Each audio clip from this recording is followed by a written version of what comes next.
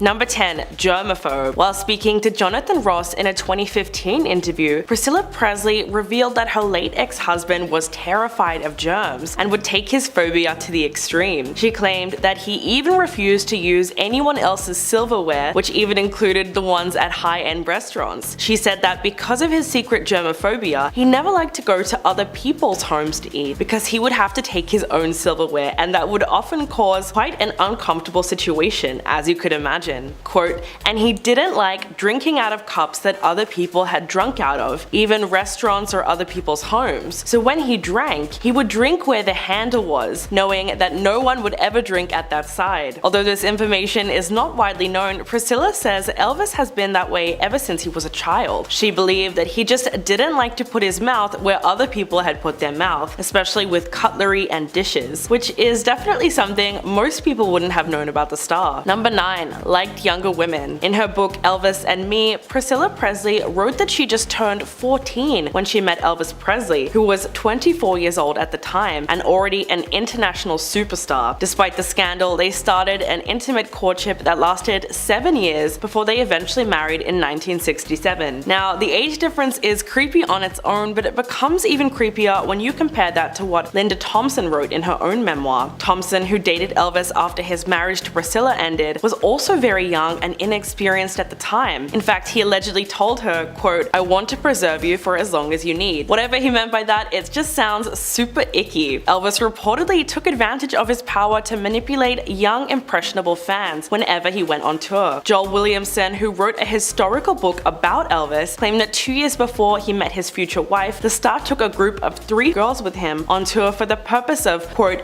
pillow fights, tickling, and cuddling. Number 8. His vanity. Fame is a terrible drug that often pushes stars into the oddest methods of trying to stay thin and beautiful. Linda Thompson wrote in her memoir that Elvis's obsession with being slim would drive him to bizarre measures to keep the weight off, including an alleged 2-week period of sedation. That's exactly what it sounds like. Elvis mainly slept all day except for brief periods where he woke up long enough to go to the bathroom and eat a small portion of food before being sedated again and going back to sleep. She also claimed that he regularly did crash diets on just 500 calories a day. She also exposed his secret about why he constantly wore shirts with high collars. Apparently, he did it to conceal his neck, which he actually hated. She wrote that the whole reason he wore the trademark style was to keep his, quote, skinny little chicken neck hidden from the public. Then at age 40, Elvis allegedly opted for a facelift. Quote, there has been speculation through the years that Elvis has his eyes done or some other mystery procedure, but that mini facelift was the extent of his plastic surgery. Well, it seems like his ex-wife was really intent on revealing a side of him that was incredibly vain. Number 7. Pet chimpanzee. This one is really messed up. Billy Smith, who was a member of Elvis's entourage, openly talked about how Scatter, Elvis's pet chimpanzee, was essentially used as a party favor that they trained to harass women. It said that the chimp would often look for women at parties and grab onto their clothes. According to Smith, Scatter also drank heavily. Quote, he could down a fifth of liquor before you knew it. Smith remembered another time when Scatter was beaten by a woman at a party for misbehaving. There have been conflicting reports about what really happened to the chimp. Some state that he merely lost his life due to old age, but Smith speculated that Scatter was poisoned by one of the maids who was tasked with feeding him after he was abandoned by Elvis and the crew who were out on the road. Although it's unclear exactly how he passed, it appears as though Scatter took his last breath on his own after years of living the party lifestyle. The whole thing was really rather sad, as it seemed like Elvis and his friends used the chimp just to entertain themselves and discarded him when they went on tour. Number 6. Attacked his fiancée. After Linda Thompson, Elvis briefly dated Mindy Miller before becoming involved with Ginger Alden, who was a full 20 years younger than him. It was only 2 months into their relationship when Elvis proposed to her and she accepted. The couple planned to walk down the aisle just a few months before Elvis's untimely death, and Alden even said how excited he was about their wedding and their future together as a couple. She revealed to Express that during his final days, quote, Elvis was looking forward to many things: marriage, more children, serious films, and his next tour. But Elvis was reportedly very manipulative when it came to women and could be extremely jealous and controlling. According to sources close to the star at the time, he could get very violent. His treatment of her was horrifying, and the pair constantly argued during their time together. After one particular fight, he allegedly asked someone in his entourage to pop the tires on Alden's car so she couldn't leave his home, and on another occasion, when she was driving away after an argument, Elvis reportedly aimed his weapon at her car and fired. Number 5. Allegations of racism. Last year, Quincy Jones revealed to The Hollywood Reporter that he always refused to work with Elvis because he was a racist. The musician, best known for producing Michael Jackson's albums Thriller,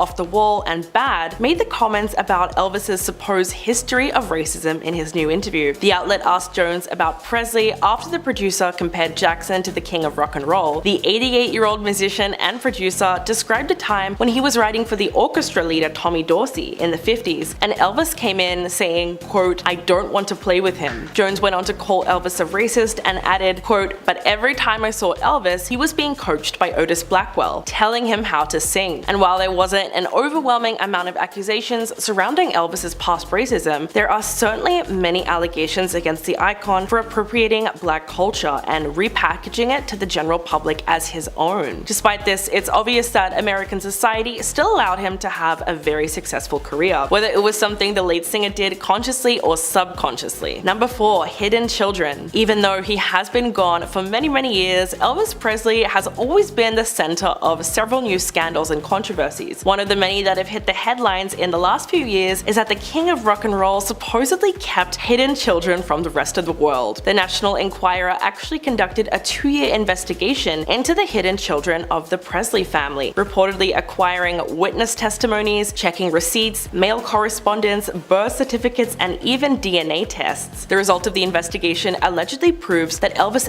did have several additional children that were being kept away from the spotlight of Hollywood. In fact, multiple alleged mothers of Elvis's hidden children have come forward to tell their stories about how they met the star, and the stories have some strange similarities. One example is Desiree Romaine Presley, who is the daughter of Lucy DeBarban, and she claims that her mother was in a 24-year-long relationship with Elvis and was being kept away from the media. But the crazy thing is that Desiree's father is listed as Randolph Presley on her birth certificate, someone who allegedly worked at the Air Force Base in Oklahoma City. Number 3. Addicted to medication. It's not unheard of for celebrities to turn to substances as a way to cope with fame and just how crazy their lives become in the spotlight. But Elvis's alleged addictions could have had a very different origin when you look at the tragedy of his mother's passing. In 1958, he was drafted into the US Army, but went to Germany but had to return to the US less than 6 months later because of his mother's untimely death. Many people believe that this marked the beginning of the end for Elvis, who quickly headed down a path of self-destruction. As soon as he returned to Germany, it's reported that Elvis partied heavily and would often get into fights. During this time, he also started taking illegal substances to try and deal with the grief of losing his mother. This probably snowballed, and it's assumed that from that moment on, the misuse of substances played a major role in his life. Linda Thompson wrote several examples in her memoir about these incidents and says that she often found Elvis passed out in a bowl of chicken noodle soup under the influence of sedatives. She even says that doctors tried to hospitalize him for 2 weeks after misusing a combination of medication for far too long. Number 2. Why Priscilla ended things. Because she was only 14 years old when their courtship began, it's really no surprise that she missed out on a huge chunk of her adolescence. She told Jonathan Ross in 2015, quote,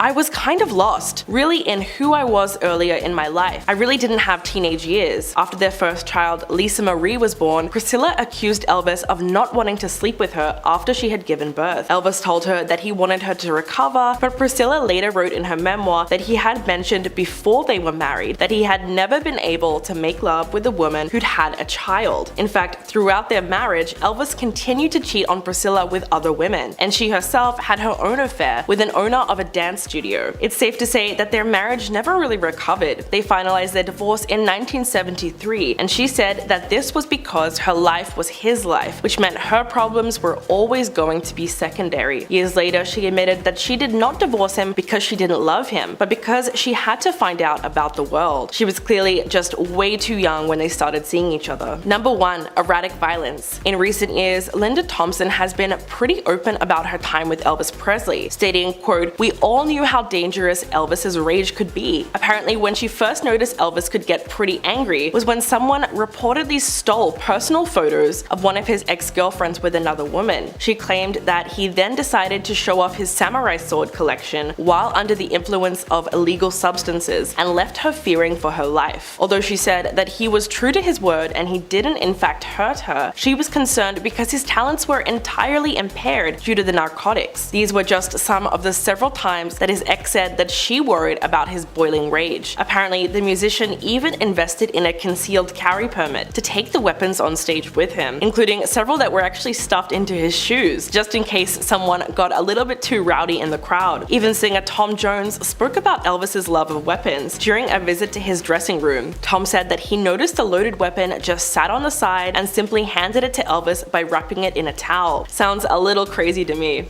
Number 10.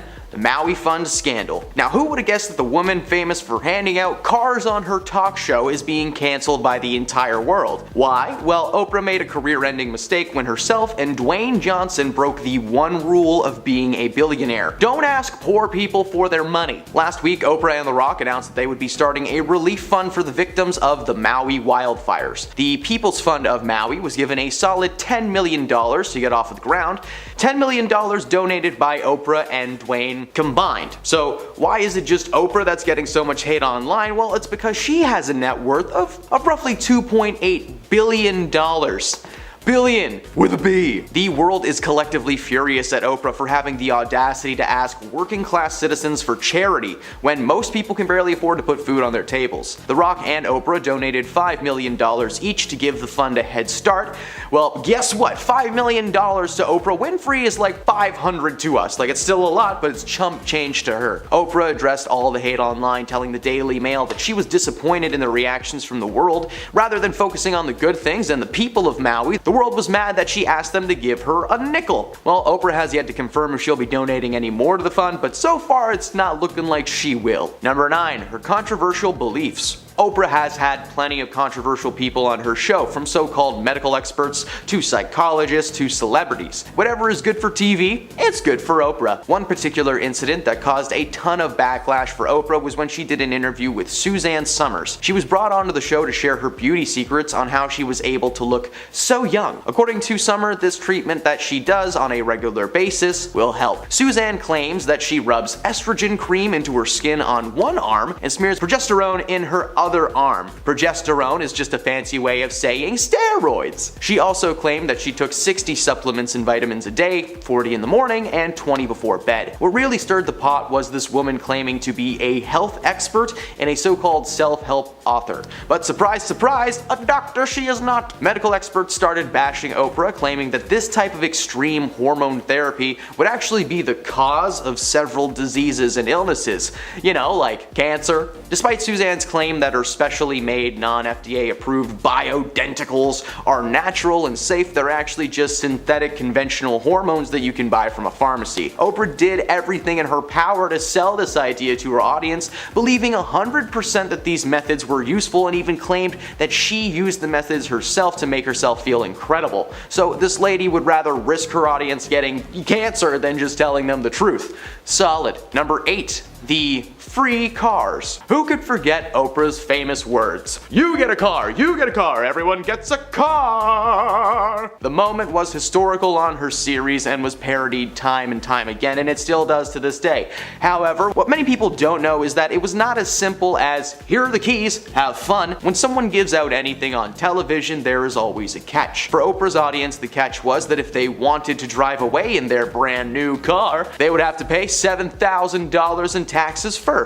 While Oprah's studio would cover, the sales tax and the registration for the vehicles, the audience members were given a choice to either pay the $7,000 and take the car, or just kind of take the cash instead. The infamous moment on the show featured 11 real teachers who were, according to Oprah, in desperate need of a new car. They, along with the audience members, received keys in a box on camera that Oprah claimed to be for their new cars. Everything has a catch, even now though. For someone who is known for being super charitable and generous, the word free clearly means something else to Oprah. Number 7. She will never marry Stedman. Oprah and her partner Stedman have been together for a long time, but have never actually gotten married. While Stedman has never explained why this is, Oprah shared her side of the story. According to Oprah, getting married would mean that she would not be able to have her own life, claiming that everything she had built on her own would be at risk, like he was some kind of a career parasite or something. The strangest part about her logic behind this is the fact that she said on air that she wanted Stedman to propose to her as soon as possible, so not sure what that is. Their relationship has survived a lot despite the years of rumors and speculations. However, a source close to Oprah said that in her 4 years working with the show, she could tell that there was absolutely nothing there with Stedman. Oprah just wanted to portray herself as a woman who loves her man, you know? When in reality, Stedman probably has a house separate from Oprah's, but it's like 1/5 the size. Number 6, the NDAs. Confidentiality agreements are not uncommon in the world of Hollywood. Marvel will literally have someone take you out if even a single line leaks to the public. In Kitty Kelly's tell-all book about Oprah, the author mentions the confidentiality agreements that co-workers and guest stars were always made to sign. This included everyone from Tom Cruise to the person who made Tom Cruise's muffin. Over 500 staff members were forced to sign the document. One former employee, Elizabeth Cody, tried to write a book about her time working for Oprah, but she was apparently stopped by the courts, still being tied to the agreement that she had signed. The NDAs were not meant to be a way to keep just show secrets safe, but any and all of Oprah's secrets as well. According to Elizabeth, the document was signed by almost everyone in Oprah's life. She may have this brand of sweetness and kindness, but apparently that's not how she actually is. Elizabeth felt that she was in Oprah's pocket after she signed the paperwork. In 2010, a lawsuit was even filed against Oprah and her company because Unicus Performance Training claimed that they were fired for violating the terms of this agreement, specifically involving advertising with her name, or the website of the show. That makes no sense. Number 5, diva. On air, Oprah is portrayed as a wholesome, sweet lady, but according to her stepmother, there is an unknown side to this woman, hidden from fans for years. According to Barbara, Oprah is one of the most controlling people that you will ever meet in your life. She claims that Oprah would not allow them to stay at her house when herself and her husband would try to visit, forcing them to stay in hotels with money out of their own pockets. Barbara also said that Oprah was quick to anger when it came to her staff, with several people being fired left and right over the years for the littlest things. But that's not all. Despite being a billionaire, Barbara allows her to stay at her house when she visits, something that Oprah apparently hates. The first time she actually stayed at her stepmother's place, Oprah allegedly complained that her bed sheets were not 1,000 threads and that her bath towels were not big enough. Okay, that one I can forgive. Ever use a giant towel? I'm never going back. This woman has billions of dollars to do literally anything she wants, and apparently what she wants is to make her family feel like a burden. Number 4, the vegan cleanse. Now when I learned about this next entry, I was genuinely shocked that Oprah Winfrey's show was never considered a toxic working environment. It turns out Oprah was a powerful woman when she was running the show. Oprah was an advocate for a ton of things on her show, but the one thing that she really doubled down on were her views on animal rights. Organizations like PETA praised Oprah for her advocacy, especially when she took it a step further by making her staff join her on a 21-day vegan cleanse. Now, while the cleanse was optional, if you signed up, there was no backing out. You were going to be vegan for 21 days or you were fired. Now, it was never actually confirmed if there was a penalty for leaving early, but according to one employee who participated in the cleanse, they were afraid to back out because Oprah was just so demanding. Oprah was a very serious woman behind the scenes, so we can only speculate what might have happened had she spotted a PA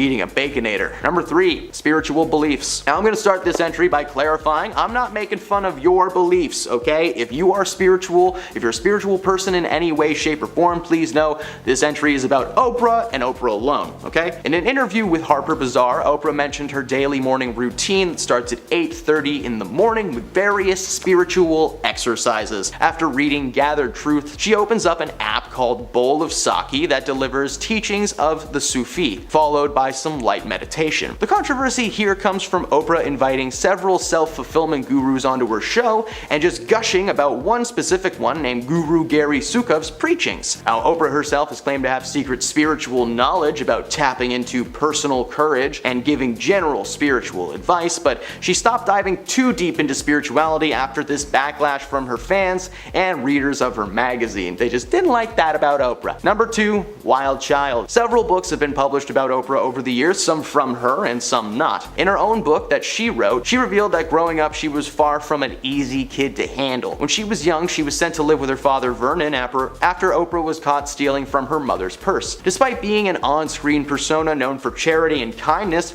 she was actually a menace throughout most of her life, according to family members. As I mentioned previously on this list, Oprah's stepmother is not allowed to stay at her house, and she's known to be pretty controlling. She admitted to doing some pretty troubling things at a young age, including staging an amnesia bout, breaking several things in her mother's home, and calling calling the police. According to Oprah's mother, she was uncontrollable, ungrateful, and after robbing her, maybe a little crazy. And at number 1, her buddy, Dr. Phil. Oprah is not just responsible for many hopes and dreams being squashed live on air, but she is also the creator of many talk show celebrities, namely health expert Dr. Oz and life coach Dr. Phil. Now, before Dr. Phil had his own show, Oprah had asked him and his courtroom consulting firm to help her with a trial. Before meeting Oprah, Phil had zero interest in being a television personality, but Oprah made him see the light, so to speak. According to Phil, she helped him understand the power of these shows and what they were truly made for. For Phil, he brings people on his show who are struggling with personal issues that just so happen to be good for television. Remember that Catch Me Outside girl? Dr. Phil made her rich and famous. But it's not just Phil that's had some controversial moments though. Her other protege, Mr. Dr. Oz, has had some pretty rough moments. His show is centered around medicine and health, bringing so-called experts on every week. My mother loved this show. Oprah was partnered with both of these people, meaning that whatever their shows made, she got a little something for her trouble. She doesn't like to advertise how much she made from these programs, but considering how many episodes they have done and how long the programs have been on for, it's probably a lot. Starting off this countdown in no particular order, we have Woody Harrelson. Woody Harrelson's dad, Charles Harrelson, was an American hitman and organized crime figure. Yes, you heard me correctly. Beloved actor Woody Harrelson had a father who was a cold-blooded killer. He was just 7 at the time when his father first went to prison. It's said that he was responsible for the deaths of at least 20 people. In 1979, that is when Charles committed his biggest kill of all time. He took out a federal judge by the name of Judge John H. Wood Jr. He was the first federal judge to be killed in the 20th century. He was paid $250,000 to kill off this judge. It was because a drug dealer was about to be sentenced by this judge who was known as Maximum John, because he always gave out really harsh punishments to drug dealers. So he got Charles to knock him off for him. But this landed him behind bars and in solitary confinement. He was there until he was 69 when he died from a heart attack. Obviously, Woody does not want to be defined by his father's actions. In our 9th spot, we have Joaquin Phoenix. Joaquin is one of the few actors who actually grew up in a cult. He was born into the commune of Children of God, but when he was 4 years old, his parents managed to escape the cult and move. That's actually why they changed their last name to Phoenix, as it symbolizes rebirth, since they were able to leave this cult and start a new life. Unfortunately, he also lost his brother at a young age. In 1993, his brother River Phoenix died from an overdose. Joaquin witnessed this happen, and he was the one that called 911. In our 8th spot today, we have Phil Lewis. Phil Lewis is best known for his role of Mr. Mosby on The Sweet Life of Zack and Cody, and I freaking love that show. Like, it was honestly my childhood. While before his Disney Channel days, he actually killed someone. In December of 1991, Lewis fatally hit a 21-year-old woman. She passed away from her injuries from the hit. It was found that Lewis was driving while intoxicated. His blood alcohol levels were 3 times the legal limit of intoxication. As a result, he was convicted of a DUI as well as manslaughter. He was sentenced to 5 years in prison, 2 years probation, and 350 hours of community service. But he managed to only serve 1 year in prison. I guess Disney was able to overlook his past when he auditioned for Mosby on the show. In our 7th spot today, we have Tim Allen. Now, if you look at Tim Allen, you think, aw, he's such a family man. I love Home Improvement and Toy Story. He's a great actor. Wow. Tim Allen actually had quite a dark past before he got into acting. In 1978, Allen was arrested for attempting to traffic more than 650 grams of coke. He was arrested in Kalamazoo Battle Creek International Airport. Now, he actually would have served a lifetime in prison, but he avoided this by giving police information about other dealers. As a result, his sentence was reduced to 3 to 7 years. He ended up serving 2 years and 4 months in prison and then was granted parole in 1981. I guess that's why they say don't judge a book by its cover, because he looks like a wholesome dad, not a drug trafficker. In our 6th spot, we have Jack Nicholson. In 1974, Time magazine discovered that Jack's sister, June, was actually his mother, not his sister. How wild is that? So June was only 17 when she became pregnant with Jack, and she wasn't married, so her parents agreed to raise the child as their own, with Jane and Lorraine acting like his older sisters. So his parents were actually his grandparents, and his sister Lorraine was his aunt. In regards to his dad, we don't know for sure who is his dad, but some say it was likely June's manager. Other sources claim June really just doesn't know who the father was. By the time Jack found this all out, his mom, June, June and his grandma had already passed away. Imagine how that would have changed his life. Like, he was raised on a lie. We are now at our 5th and halfway mark with Sean Penn. A number of women have come forward saying that Sean Penn has been aggressive towards them. In fact, he has mistreated a number of his partners, including Madonna. They were married from 1985 to 1989. While in December of 1988, Penn allegedly tied Madonna to a chair and held her hostage for 9 hours and apparently hit her multiple times. When he untied her to let her use the bathroom, she fled to the police station. One officer said, and I quote, "Madonna staggered into the station. She was distraught, crying, with makeup smeared all over her face. I hardly recognized her. She had obviously been struck." Sean was charged with inflicting corporal injury and traumatic conditions on Madonna, as well as battery. But Madonna withdrew her complaint a week later and has rarely commented on it since, which is quite odd. Why would she say that he harmed her and then retract the statement? So who knows what really happened?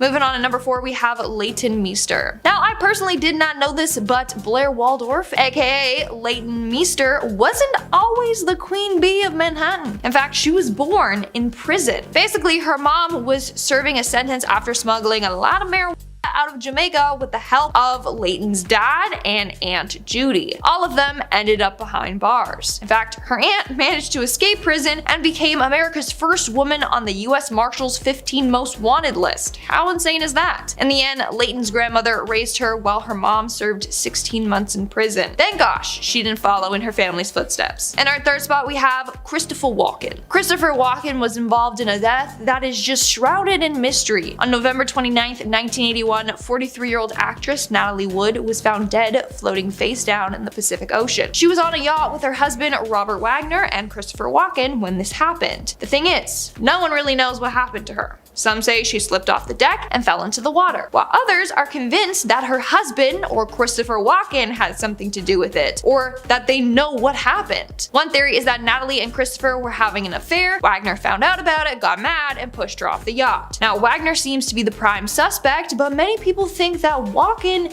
knows exactly what happened. I mean, he barely even talks about the case, and on the rare occasion that he did, he would call it an accident, and also he was absent from the documentary about her. All I'm gonna say is someone knows something. I'm getting the vibe that Walken knows what happened and maybe he just feels guilty about it. In our 2nd spot, we have Charlize Theron. Charlize Theron actually had a very traumatic upbringing. Her dad struggled with alcohol addiction and would constantly threaten Charlize and her mom, Gerda. He would never physically hurt her, but he would hurt Gerda. One night in June of 1991, he got angry and fired shots at both of them. During that altercation, Gerda ran and grabbed her own handgun that she had kept hidden and shot him back. Her shots killed him while Charlize watched it all unravel. In the end, it was declared self-defense and Gerda never faced any charges. But think how traumatizing that must have been for her to see her mother shoot and kill her dad as a teenager. And in our number 1 spot today, we have Ashton Kutcher. Now, I never knew this, and I was incredibly shocked when I found out about it. But on February 21st of 2001, Ashton Kutcher went over to his then girlfriend's house, Ashley Elrin. The two had planned on going to a post-Grammy party, but when he knocked on the door, there was no answer. That's because Ashley was dead on the floor of her home. She had been stabbed 47 times by a man named the Hollywood Ripper. He was responsible for the death of up to 10 women. As a result, Ashton Kutcher lost his girlfriend very suddenly and in a very traumatic way. He was also scared that he was going to be a suspect in the murder investigation since his fingerprints were on her door, but he never was. But he did have to testify in court. Starting off this countdown in no particular order, we've got Jon Hamm. Jon Hamm is most notably famous for his role in the hit television series Mad Men as a cutthroat advertising executive. What he may not want you to know about him, however, were his less than savory college days that landed him in some serious trouble.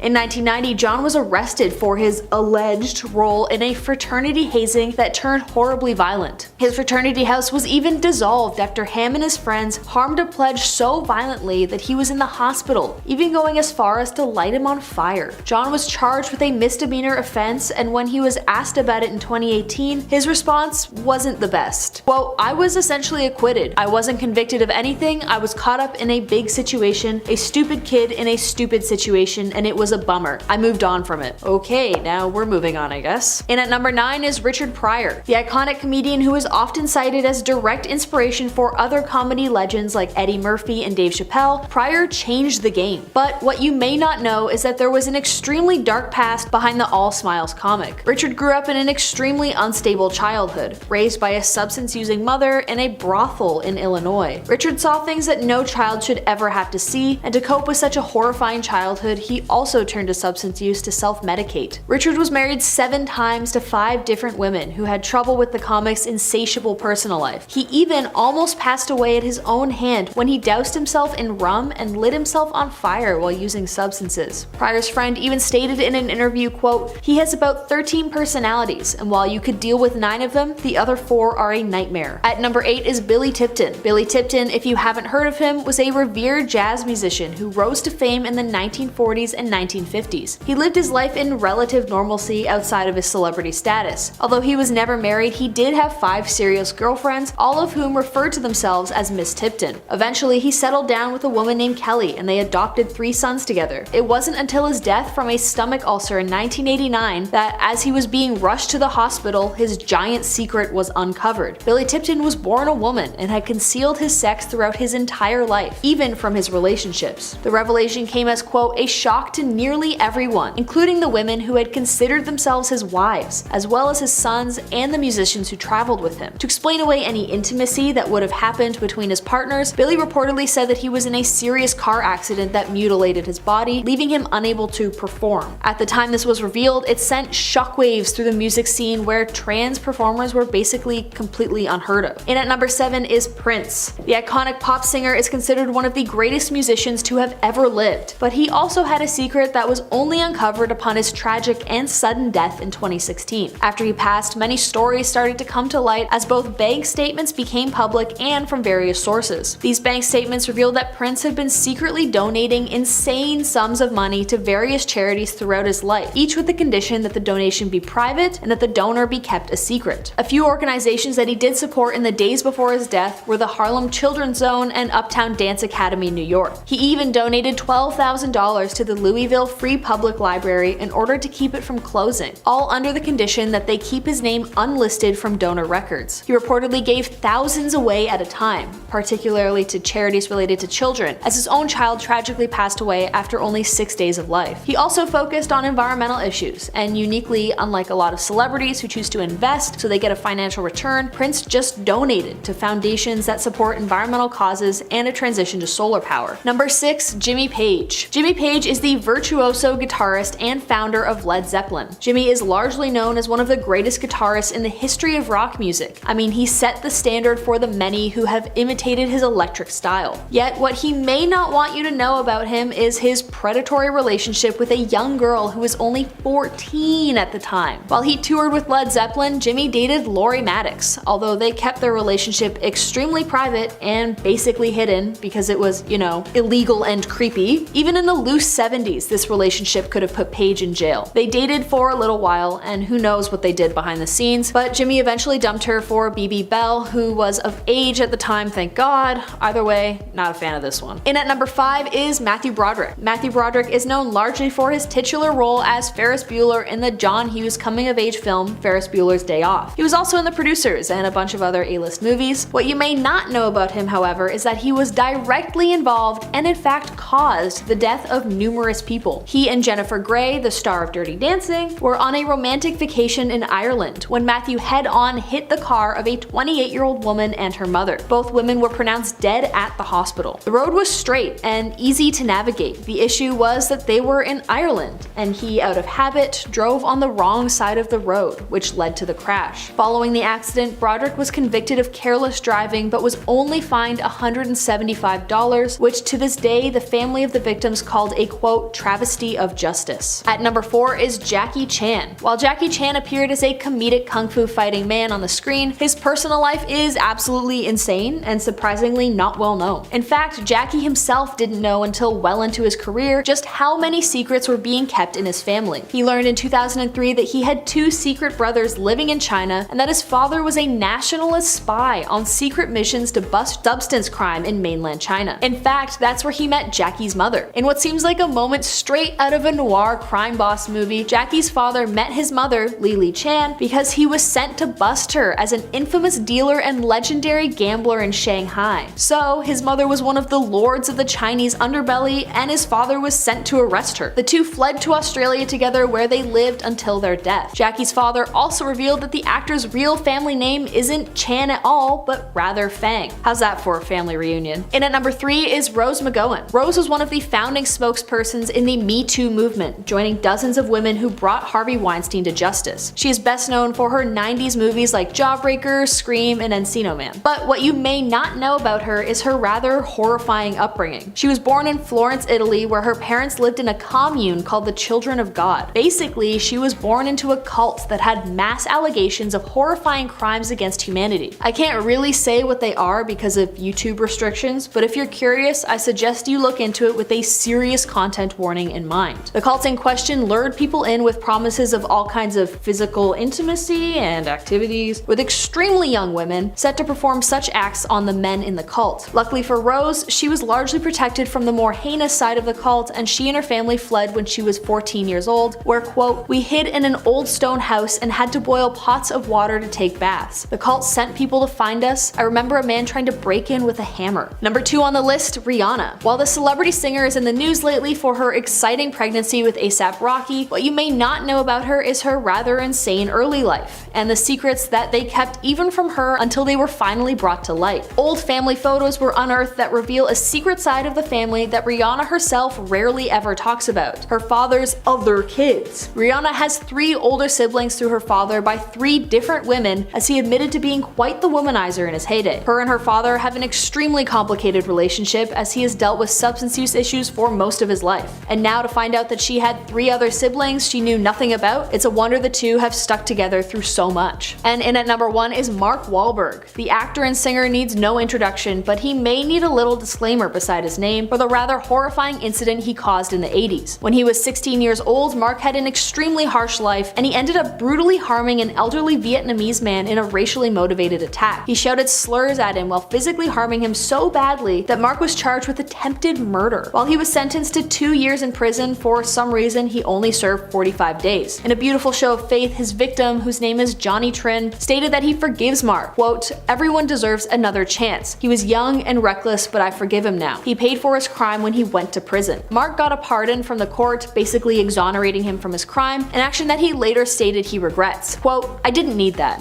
I spent 28 years righting the wrong. I was relieved to find out that the injuries to his eye had occurred in the early 70s and not from the incident that happened that night, but I was able to meet with him and his wife and his daughter and apologize for these horrific acts. Some good can come out of it." First up on our list today is Marlon Brando.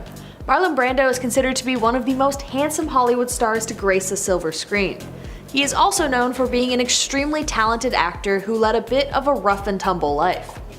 But what you may not know is that his ladies' man attitude resulted in various affairs and marriages, and, well, 8 kids, with the actor adopting 3 additional kids on top of that. And sadly, some of these children would have extremely unhappy lives. In 1990, one of Marlon Brando's sons, Christian, his sister Sheehan's boyfriend. Apparently, he had suspected that Sheehan's boyfriend was harming her physically, and so Christian ended up taking his life when the altercation escalated. He was charged with manslaughter and served 6 years in prison. Sadly, that wasn't the only horror that the Brando children would go through, as only 5 years later, Sheehan tragically ended up taking her own life after a diagnosis with schizophrenia and a steady mental decline. Next on the list is Liv Tyler. We all know her as the stunning half-elf woman in Lord of the Rings. She's also known as the daughter of Steven Tyler, the eccentric frontman of Aerosmith. However, that wasn't always the case. Liv Tyler was originally born as Liv Rundgren, and she believed that the famous musician and music producer Todd Rundgren was her father. However, a chance encounter as an 8-year-old with Steven Tyler started to unravel Liv's true parentage. During the meeting, Steven pointed out the eerie similarities between his own daughter and Liv, which led to her mother finally confessing the secret. Liv wasn't related to Todd at all, and in fact, her mother had kept the secret to protect her daughter because Steven was going through some serious substance issues at the time of their brief relationship. Liv eventually changed her last name to Tyler, but kept Rundgren as her middle name in homage to the man who raised her as his own at some point. Damn, I wish I had 2 rock star dads. Next up is MMA legend Ronda Rousey. She's got a spectacular record, and it's impossible to penetrate her amazing fighting legacy as she has cemented herself as one of the greats. Her personal life though, well, a little touchier. In fact, Ronda has a history of aggression in her past relationships, having violently harmed an ex-boyfriend. She is also a conspiracy theorist who has some extremely harmful opinions. She shared on her Twitter that she believes that the horrifying Sandy Hook incident was actually a manufactured incident and that the people and children involved were actually actors. I can't think of anything more harmful and disgusting than promoting that the real-life harm of was done to take away guns from Americans. Ronda shared the video and described it as, quote, extremely interesting and a must-watch documentary. Eventually, after obvious backlash, Ronda deleted the video and her manager attempted to scrub any trace of it from the internet, which obviously didn't happen because it is in fact the internet. Next up is Frank Sinatra. The smooth-singing romantic who charmed his audiences into the Hall of Greats has a seriously dark secret personal life. In fact, every move Frank Sinatra made was meticulously tracked by the FBI for 40 years in pages and pages of files. Why, you may ask? Well, outside of being held in suspicion for dodging the draft because of a supposed ear infection, he is also thought to have strong mafia ties. He's been seen in cahoots with a revolving cast of characters connected to the criminal underworld, including Chicago mob boss Sam Giancana, with whom he was close friends. Apparently, the FBI was so closely tracking Sinatra because he had introduced Sam to John F. Kennedy's campaign for presidency in an attempt to deliver Union votes. Dodging the draft and electing John F. Kennedy, Sinatra is a man after my own heart. Next up is the actor who portrayed Spider-Man in the original Spider-Man movies, you know, the ones with the PlayStation font. Well, Tobey Maguire has had an insane childhood that was largely hidden from the public when he became an A-lister. He came from a very financially strained family. His parents adopted several of his cousins after his aunt passed away suddenly, and the weight of now caring for all these kids left them destitute and broke. In a desperate attempt to provide for all these children, Toby's dad attempted to rob a bank. His attempt was unsuccessful, and his father had to spend some time in prison for his crime. Thankfully though, he was released after a few years because it was his first time offending, and the judge sympathized with his cause. Luckily for them, they made it out of the ordeal, and now Toby is an internationally recognized celebrity. Next on the list is Kevin Spacey, and not for what you might think, because really nothing can keep what he did a secret, and his attempts at hiding it are abysmal at best. But what you may not know is that there are more than a few skeletons in his closet, and he's got one secret that I actually didn't know. Kevin's left-leaning political views are very well known, so it may come as a surprise that his father was vehemently racist and believed that white people were a superior race. Kevin refuses to talk about his father, but his siblings have opened up a handful of times about their traumatic childhood, often describing their father as an evil monster. Apparently, their father would also continually his kids while they were growing up, and it got so bad that Kevin's brother Randy almost took the life of his father while the young boy was hiding in a closet, but he never opened the door. Although Kevin is a reprehensible human being, no boy deserves to grow up in such a horrifying environment. Next up is a K-pop idol whose secret is definitely out of the bag at this point.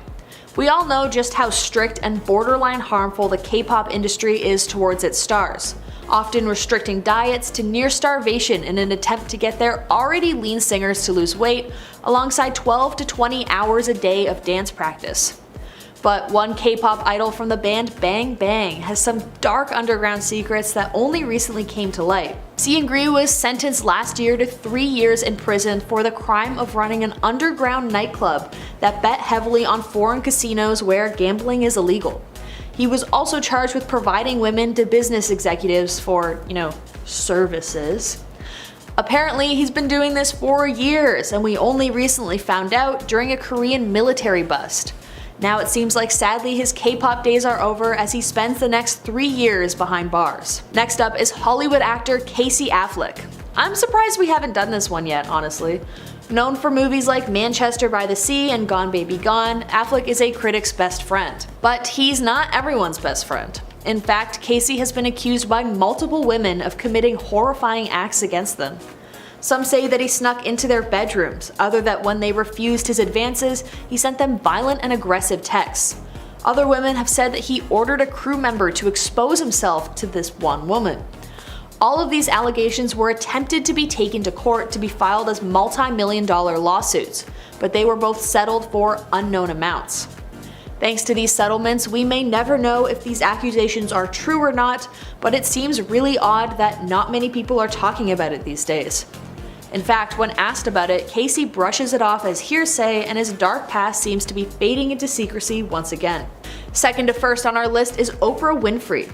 The talk show host who revolutionized the game, Oprah's name is synonymous with the monolithic empire she's built surrounding her image. She's known for her lovable, relatable, and welcoming personality, but her humble beginnings make her rise to fame all the more deserved. In fact, Oprah was born in Mississippi to a single teenager mom, and she grew up in extreme poverty.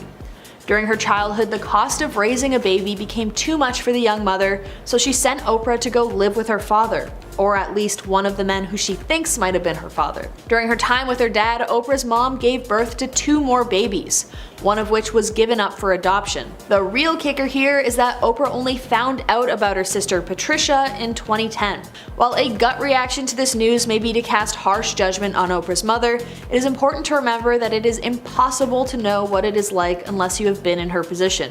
For those who have been, we think you understand the brevity of her decision. Last up is Nicolas Cage. Now, I guess it's not exactly a dark secret here, and I may be cheating a little bit, but I only just found this out when I was writing the script, and wow, wild. Anyways, Nicolas Cage is known for his fun and sometimes extremely cheesy acting in movies like Face Off and Ghost Rider. But what you may not know is that Nicolas Cage isn't even his real name.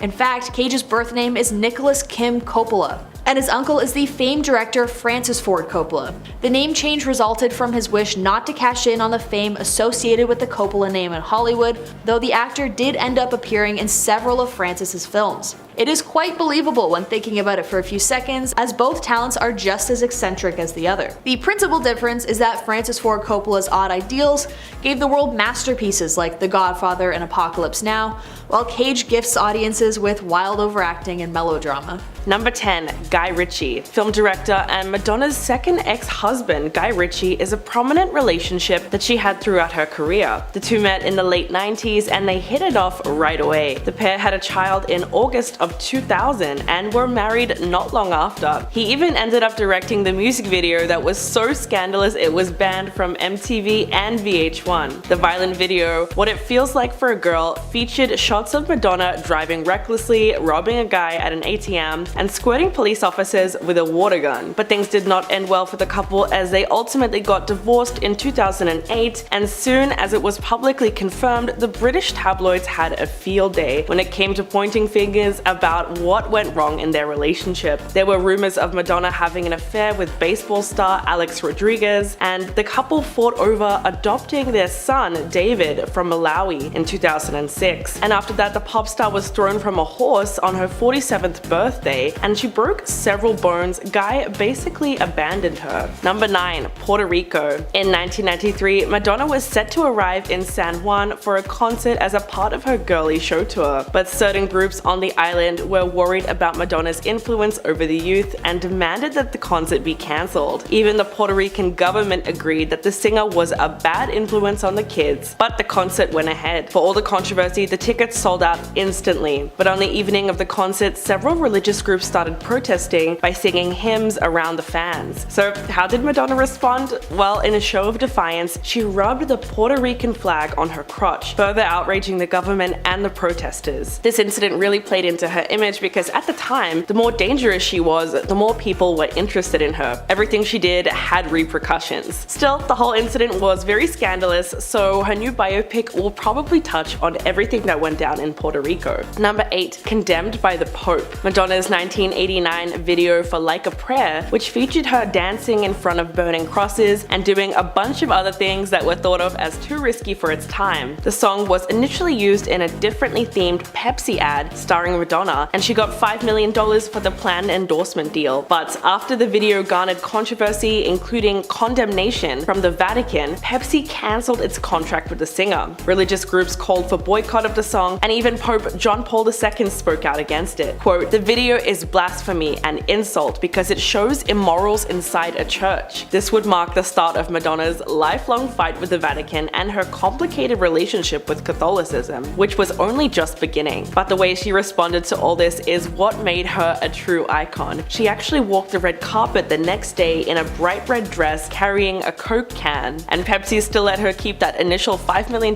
that she was going to be paid for the commercial. There's probably so much that went on behind the scenes of this stunt that we really need to find out. Number 7. Michael Jackson. Seeing the two massive icons in pictures together seems like a fever dream sometimes. Jackson and Madonna were reportedly briefly an item in the early 90s, and the Queen of Pop once revealed that she had the best date ever with Jackson. The entertainment industry is really quick to assume relationships between the world's biggest stars when they are seen together, but Madonna actually confirmed the two were a real item in a 1991 interview. She asked him if he would like to be her date to the Oscars, and he accepted. She followed it up by saying, quote, "And then, yes, he took me home. You wanna know what happened after that? I'm not gonna tell you." During a 2016 interview with James Corden on his carpool karaoke, Madonna revealed that she did enjoy a fling with Michael, but he was shy when they kissed, and she had to loosen him up with a glass of Chardonnay. But what happened during their tryst is something that she has avoided talking about for a really long time, so it's a very real possibility that she's finally ready to uncover exactly what happened between them. Number 6. Banned from the theater. This controversy is definitely one of the more recent ones that Madonna has been involved in, but it is nevertheless something that she might like to address in her biopic. She allegedly texted on her BlackBerry for the duration of a 2013 screening of 12 Years a Slave, resulting in her being banned from the Alamo Drafthouse theater chain. To make matters worse, when an audience member called her out on her behavior, she reportedly screamed, "It's for business," and called them an enslaver. Then in 2015, after she was caught texting from the front row of a performance of Hamilton, Lin-Manuel Miranda personally banned Madonna from all future performances. Jonathan Groff, who played King George in the original run, spoke to Vulture about the incident. Quote, "That bee was on her phone. You couldn't miss it from the stage. It was a black void of the audience in front of us, and her face was there perfectly lit by the light of her iPhone through 3/4 of the show. You can't make this stuff up, it's just too bizarre." I mean, she's a queen, but she's always been really problematic. Number 5. David Letterman. All celebrities have had their moments on live television, and Madonna has quite a few herself, but this one really takes the cake and deserves a place in her new film. On The Late Show with David Letterman, Madonna made one of the most memorable appearances on a talk show that made television history for how scandalous it was. The pop star came out ready to shock the world, cigar in hand and filter completely gone. David Letterman isn't easily fazed, but in 1994, Madonna managed to make him just the slightest bit uncomfortable. A minute into her appearance on The Late Show, the host began teasing Madonna about her sex life, saying, quote, "Kiss a guy in the audience," and she responded by calling him a sick F, before launching into a 20-minute long rant that was hardly PG. In fact, she said the F word a total of 14 times. And yes, there was even a moment where she told Letterman to smell her underwear. It wasn't until 1996 that she revealed why she behaved that way. Quote, "The way he introduced me was derogatory. So my whole thing was like, okay, if that's how you want to play it,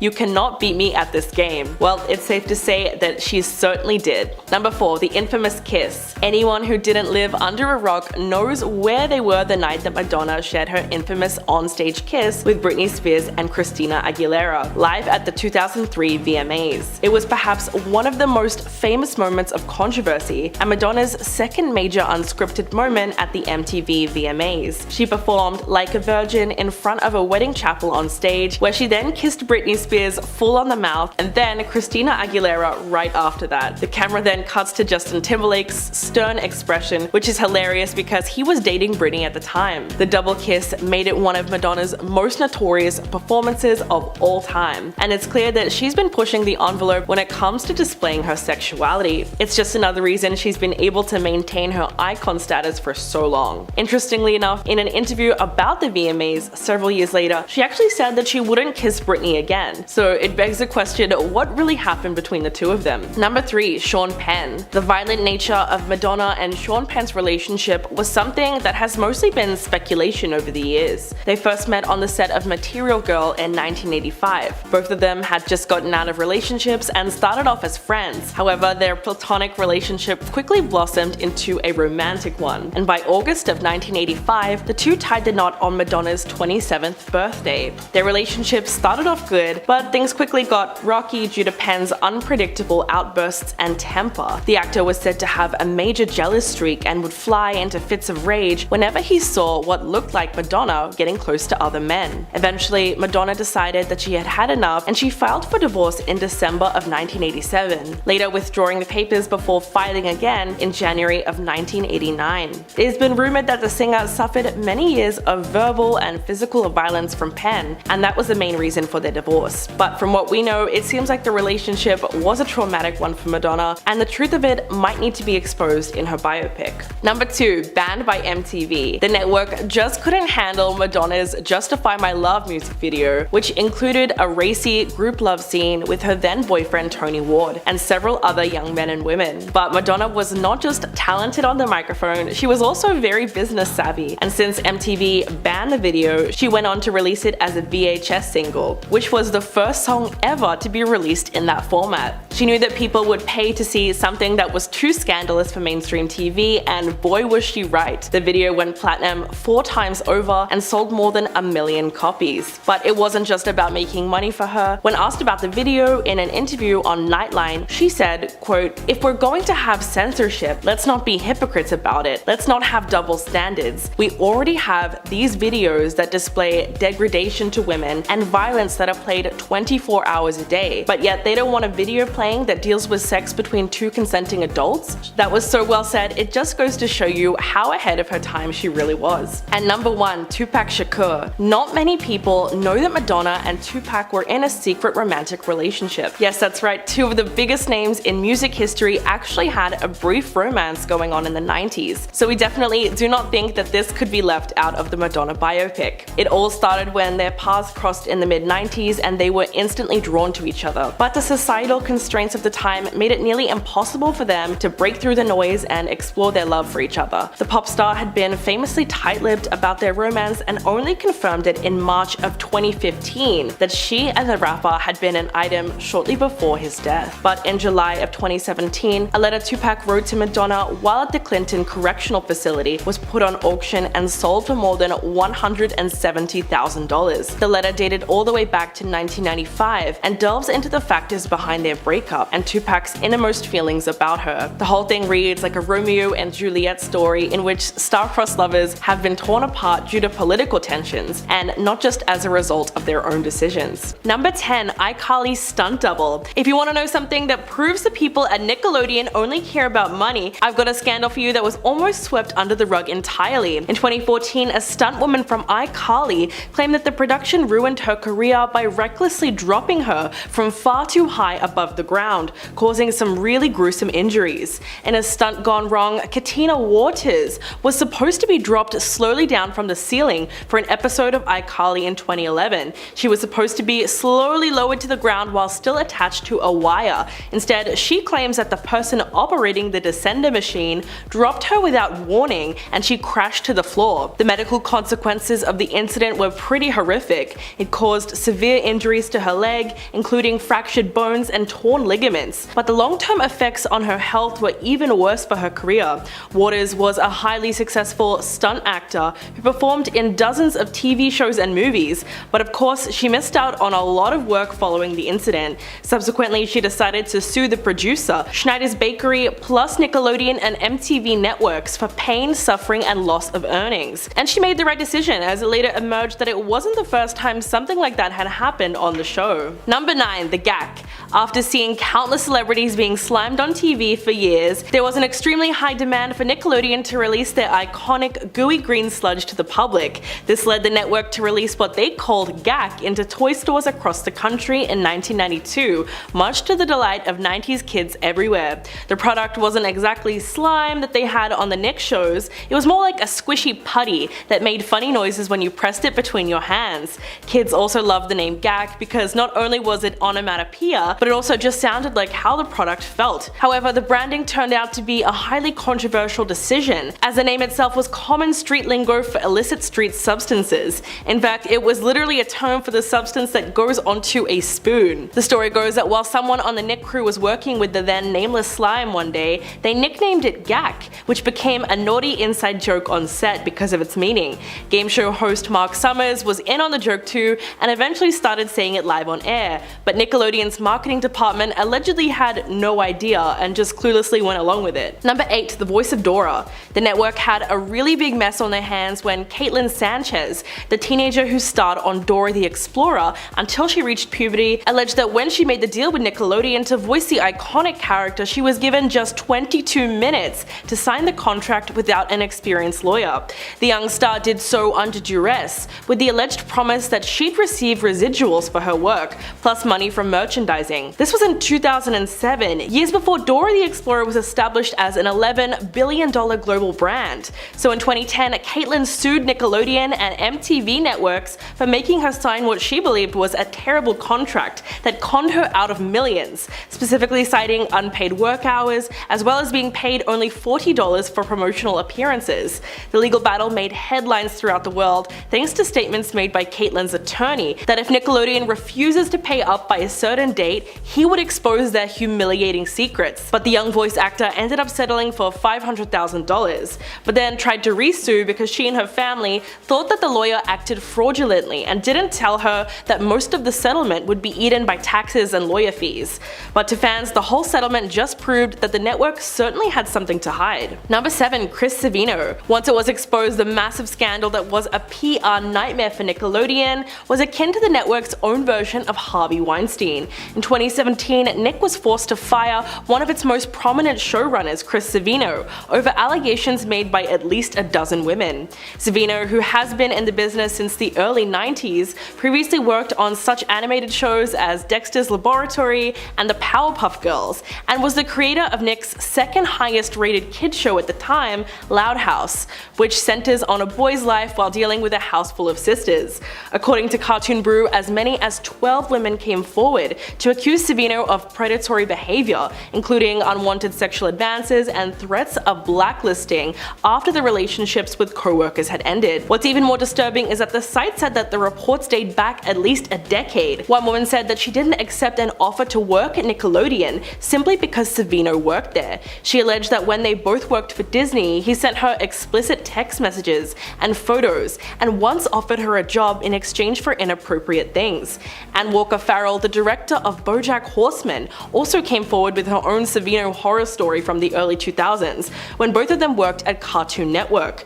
Just goes to show you how cases involving power and inappropriate behavior infect almost every corner of Hollywood. Number 6. Zoey 101. The show was a boarding school set dramedy that hit Nickelodeon in January of 2005. Starring as protagonist Zoe Brooks, Jamie Lynn Spears was reportedly brought on by its creator Dan Schneider, all because she looked a lot like her older sister and superstar Britney Spears.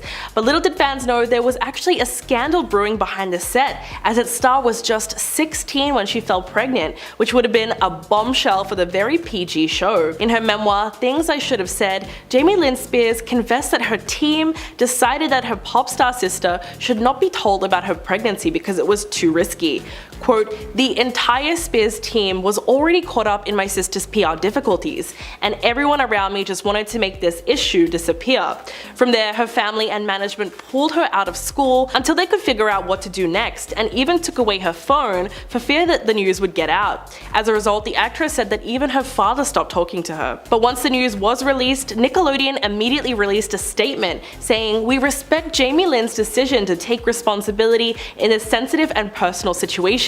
And after wrapping shooting for the 4th season of Zoey 101, the network cancelled the series altogether. Number 5. Jason Biggs. In the early seasons of Teenage Mutant Ninja Turtles on Nickelodeon, Jason Biggs could be heard voicing lead turtle Leonardo, but scandal quickly erupted at the network when it was revealed that his social media activity was offensive enough that there were many calls to Nickelodeon to protest his involvement with the show. So in 2014, after only 2 seasons, he was ultimately replaced by Seth Green on on the popular series, and for a good reason. Jason's Twitter in the 2010s was a PR nightmare. In fact, there didn't seem to be any topic too controversial for him to joke about, like a Bachelorette contestant who died, a plane crash, the Pope, women's basketball, and sexually explicit comments about the politician Paul Ryan's wife. But the jokes backfired big time when the official Ninja Turtles Twitter account gave a shout out to Jason's personal account and encouraged their followers to check it out. It's safe to say that the kid-friendly and PG network is not pleased with the immense backlash that they started receiving from parenting groups and conservative bloggers, eventually leading them to release a statement apologizing, while Fox News host Megyn Kelly called the American Pie actor a disgusting pig and called for him to be fired. Ultimately, the network responded to the pressure and gave Jason the boot. Number 4. Angelique Bates. The actress who was one of the original cast members on Nick's sketch comedy show All That exposed the reality behind the cameras when she spoke to the Shade Room in 2016. Angelique explains some of the horror she endured, such as physical, emotional, and mental mistreatment from her mother in front of producers who not only turned the other cheek, but strongly urged her to just accept the violence and remain silent. She said that she was only 12 years old when the nightmare began, and that the producers and cast members could hear her yelling, but nothing was done to help her. According to Angelique, Child Protective Services did eventually show up in 1996, but she said that the adults on set pressured her to stay silent. Possibly in an attempt to muddy the waters or save her own skin, Angelique's mother, Dee Bates, came forward in support of her daughter, although she tried to shift the blame onto the network. Whatever the case with her mother's questionable side of the story, the former child star also explained that she was pretty much released from her contract at age 15 and claimed that she was blackballed by the entertainment industry as a result. But to this day, Nickelodeon have never come forward with an official response to the accusations. Number 3. Victorious. Canadian actor Evan Jogia had his breakthrough role playing Beck Oliver in Victorious, but after Jeanette McCurdy's bombshell allegations regarding Dan Schneider, fans really started to question whether or not he had the same experience. In a recent TikTok video, Evan admitted that he did not actually remember filming the series at all, because he was blackout drunk almost every night. Quote, "When you don't remember a single plotline to a single Victorious episode, but you do remember going out partying every night." When one fan added that the show seemed like a fever dream to her, Evan just said, "Me too, and I was there." And when another fan asked, "So Beck was hungover all the time?" he just said yes.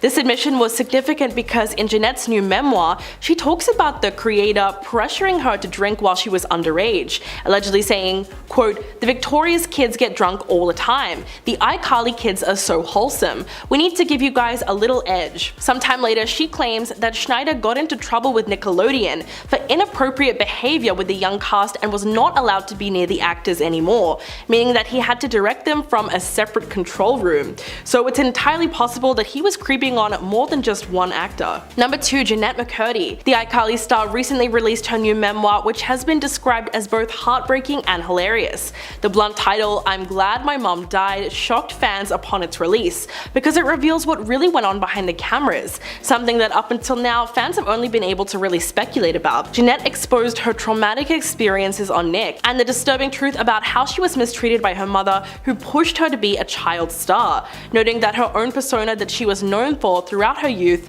and her young adult life was all a front forced upon her by her mom, who in addition to everything else was extremely physically inappropriate with her. Jeanette also discusses the perils of young fame and reveals that she developed an eating disorder as a child, and talks about why she ultimately quit acting altogether. She also goes into great detail of numerous instances where she felt exploited as an actor, both on and off set. Describing the creator as mean-spirited, controlling, and terrifying, the former Nick star recalled a time when she was filming an episode of iCarly that he insisted that she wear a bikini instead of a one-piece swimsuit, which she was much more comfortable with. Number 1. Drake and Josh. This show was one of the most popular shows on Nickelodeon in the early 2000s. Starring Drake Bell and Josh Peck, the sitcom was one of the network's most successful projects from that time.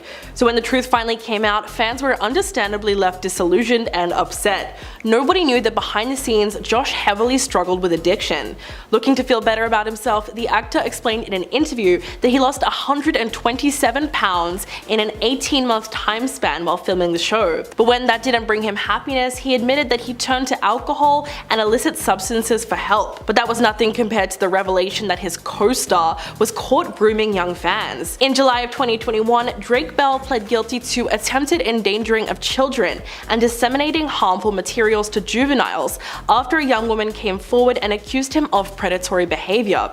The 19-year-old, who chose to remain anonymous, claimed that he began talking to her when she was 12. The actor managed to get away with 2 years on probation and 200 hours of community service. But at 36 years old, Drake Bell's reputation is now irreparably tarnished. At number 10, Matt LeBlanc. Remember that one episode of Friends where they joked about Joey being in an adult film? You know, the one where he played the copy machine guy? Well, did you know that that bit was actually based on real life? Yes, Matt LeBlanc, the actor who played Joey Tribbiani in Friends, actually had a part in an adult entertainment series before his time on Friends.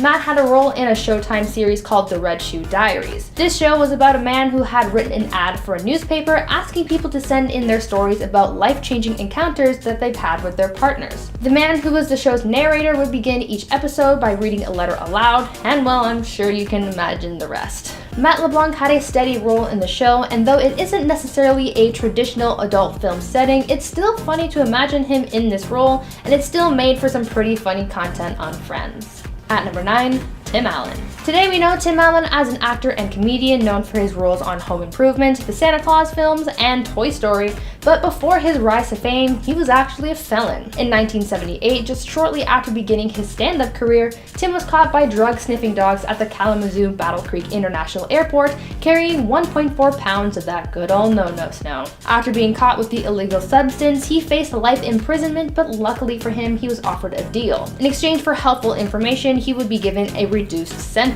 Clearly, he took the deal, otherwise we wouldn't be talking about him right now. Tim ended up ratting on the other dealers he knew, and his sentence was subsequently reduced to 3 to 7 years behind bars rather than a life sentence. Tim was released from prison 28 months later at the age of 29, and because he was a convicted felon, he found it hard to find work, so he tried giving stand-up comedy another go. Obviously, it was a good choice, and Tim is now a household name. So perhaps getting caught was the best thing that has ever happened to him. Before I continue on with this list, I'd like to ask you guys to consider leaving a like on this video if you're enjoying it so far, because it really does help us out a lot. At number 8, Leighton Meester. Leighton Meester, the actress known for playing Blair Waldorf on Gossip Girl, shares something in common with Tim Allen, being that they both spent time behind bars, though for very different reasons. Leighton was born in prison. Yep, you heard that right. This all came out around the beginning of Gossip Girl's run on TV, and everyone was shocked. Essentially, Leighton's mom was arrested in 1983 for trying to smuggle 1,200-pound shipments of Mary Jane out of Jamaica. Leighton's mom, Connie, her boyfriend, and her sister were all arrested. Connie's sister actually ended up breaking out of prison and became the first woman in the US to land on the US Marshals Most Wanted list. After Leighton was born, her parents were released from prison, and eventually Leighton made her way to LA, where she started her acting career. She's since had a lot of trouble with her mom, even going so far as to win custody of her brother, but that is another story for another time. At number 7, Adam Hicks. This one is for the Disney Channel kids. Did anyone watch the Disney Channel movie Lemonade Mouth? Well, one of the film's actors, Adam Hicks, has seen his fair share of troubles after leaving Disney. Yet another Disney actor gone rogue. 2018, Adam was arrested for armed robbery after it was believed that he committed 4 or 5 robberies along with his girlfriend Danny Tamburo. According to sources, Adam and Danny allegedly committed these robberies by walking around the San Fernando Valley in California and would go up to innocent people and hold them at gunpoint and demand that they give them anything of value, whether that be cell phones, wallets, jewelry, or otherwise. Now, from what I've seen, there's no word on whether he's been sentenced, but he was being held in police custody, with his bail being held at $550,000. His arraignment was postponed last time I checked, but other than that, this scandal has gone cold, so that's probably why no one has heard of it. At number 6, Woody Harrelson. We know Woody Harrelson as a successful actor known for films like The Hunger Games, Now You See Me, and Natural Born Killers, but the latter is a movie that might hit Woody here a little close to home. You see, he's not the only one in his family to have notoriety, because his father Charles has also garnered fame, but for all the wrong reasons. Woody Harrelson's dad was a hitman.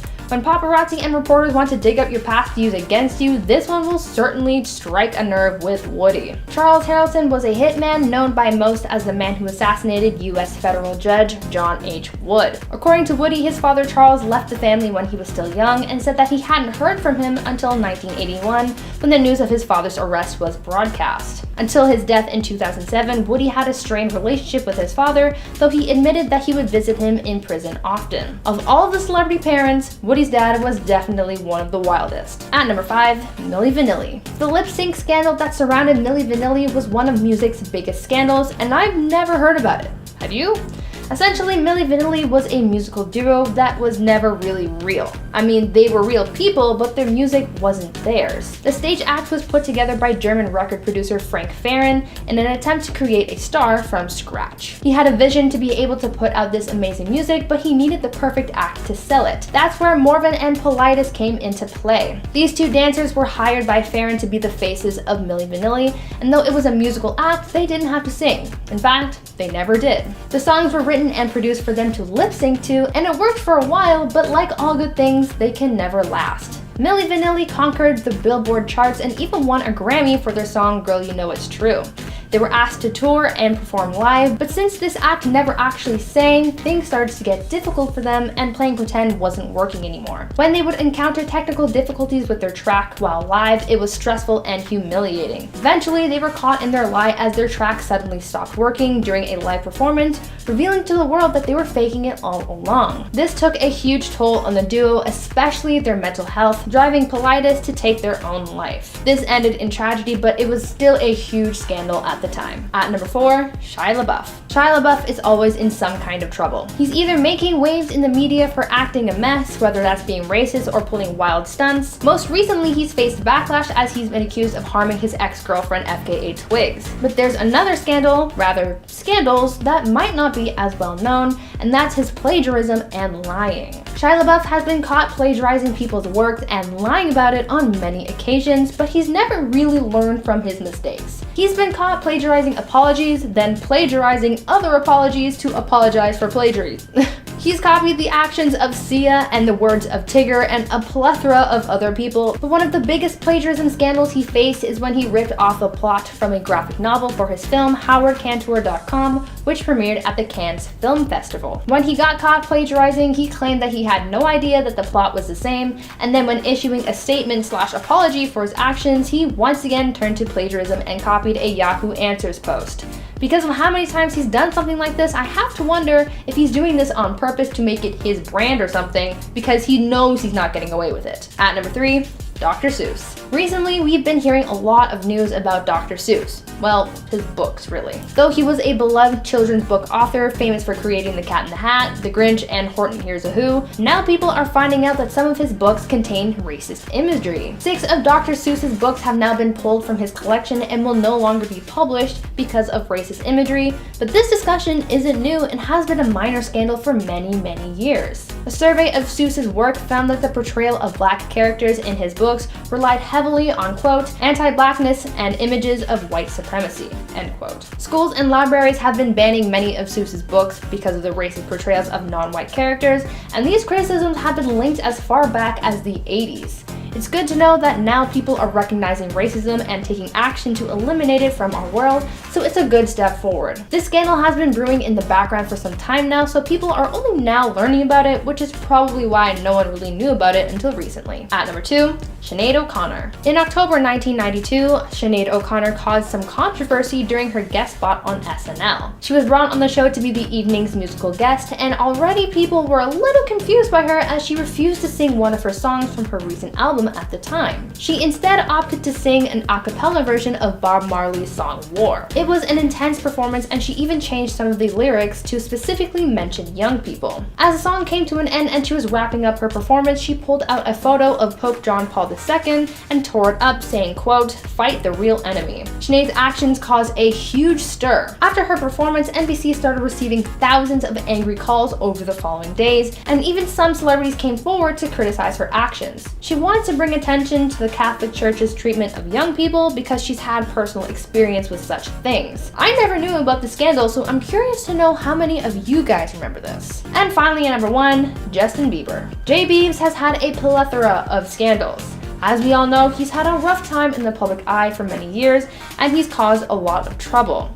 His relationship with Selena Gomez, as well as many DUIs, music scandals, as well as being banned from some places are a few that come to mind, but one scandal that might be news to some is that in 2011, a woman alleged that Justin was the father of her child. Mariah Yeater came forward in 2011 claiming that she had once met up with Justin backstage after one of his concerts and that he had fathered her child. When this news first broke, Justin said that he had never even met Mariah, let alone had a relationship with her, but since the media was blowing the story up and Mariah was looking to enter into a paternity suit, Justin agreed to take a DNA test to prove that the baby wasn't his. He ended up addressing this whole situation in his song Maria, but unfortunately for the Biebs, this kind of thing would happen again in 2013 with yet another fan.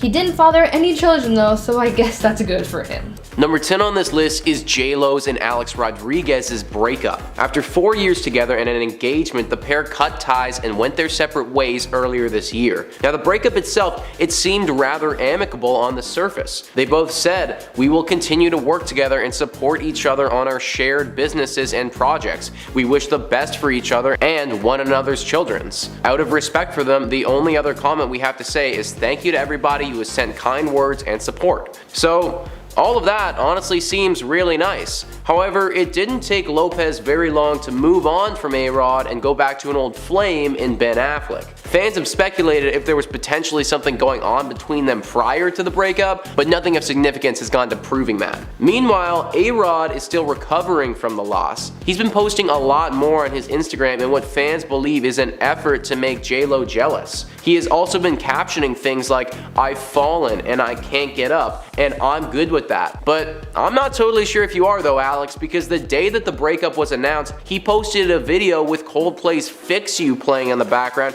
as he shared photos of him and Lopez very much in love. The super amicable joint breakup that was portrayed may have been a lot more one-sided than we initially thought. Number 9 on this list is the conflict that had arisen from Prince Harry and Meghan Markle with the royal family. The couple now lives in California, far from the reaches of the British crown. They no longer live near their relative royals due to some pretty bad blood that has gone down in the family over the past several years. In 2018, Meghan and Harry, they got married and they were immediately on the cover of every tabloid one could think of. What we weren't aware of though was that there was a little bit of trouble in paradise. The pair eventually stepped down from their royal duties as they felt increasingly ostracized from the other royals. A very close family friend came out and said, "There is so much bad blood in that family, it's toxic." Over this past year, Harry has apparently tried to make contact with his father, but has said that he's been cut out completely. His phone calls often going straight to voicemail. It seems that the bad blood is still very thick, and that even a move to California hasn't fixed the underlying problems that the royal family has. Number 8 on this list is less of a scandal and more of like a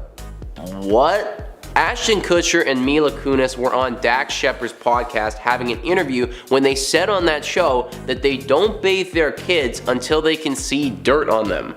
Like, what? Like, how often do your kids have dirt on them? I can't imagine it's that much. This wasn't the end of this little tidbit of information though, because Kristen Bell decided that she wanted to weigh in on the pressing issue. She came out and said, and I quote, "I'm a big fan of waiting for the stink. Once you catch a whiff, that's biology's way of letting you know you need to clean it up. There's a red flag. Honestly, it's just bacteria. Once you get bacteria, you gotta be like, get in the tub or shower." End quote. So I hear you with that, Kristen, like I do, but I feel like I'm not the weird one for saying that having a regularly scheduled showering time is kind of the norm. I mean, at least the kids are probably loving this, like they barely have to bathe. Number 7 on this list is the pettiest move in history by Conor McGregor. Conor has been in the media a lot recently, but it hasn't been for his fighting prowess. It has been for various allegations that really put his character into question. One of these allegations was an assault charge that he actually pleaded guilty to. Back in 2019, in an Irish pub, McGregor sucker punched a man in the back of his head as the man was drinking his whiskey. Clearly, they had had a verbal altercation, but it didn't need to go to a physical place. Even though that was 2 years ago and McGregor was clearly in the wrong, he hasn't let it go. In fact, in 2021, Conor returned to that same pub that the incident happened at, but this time with a big fat check. He bought that Irish pub from the owner, and directly after the news broke that he did this, he tweeted out, "Yeah, and your man's barred."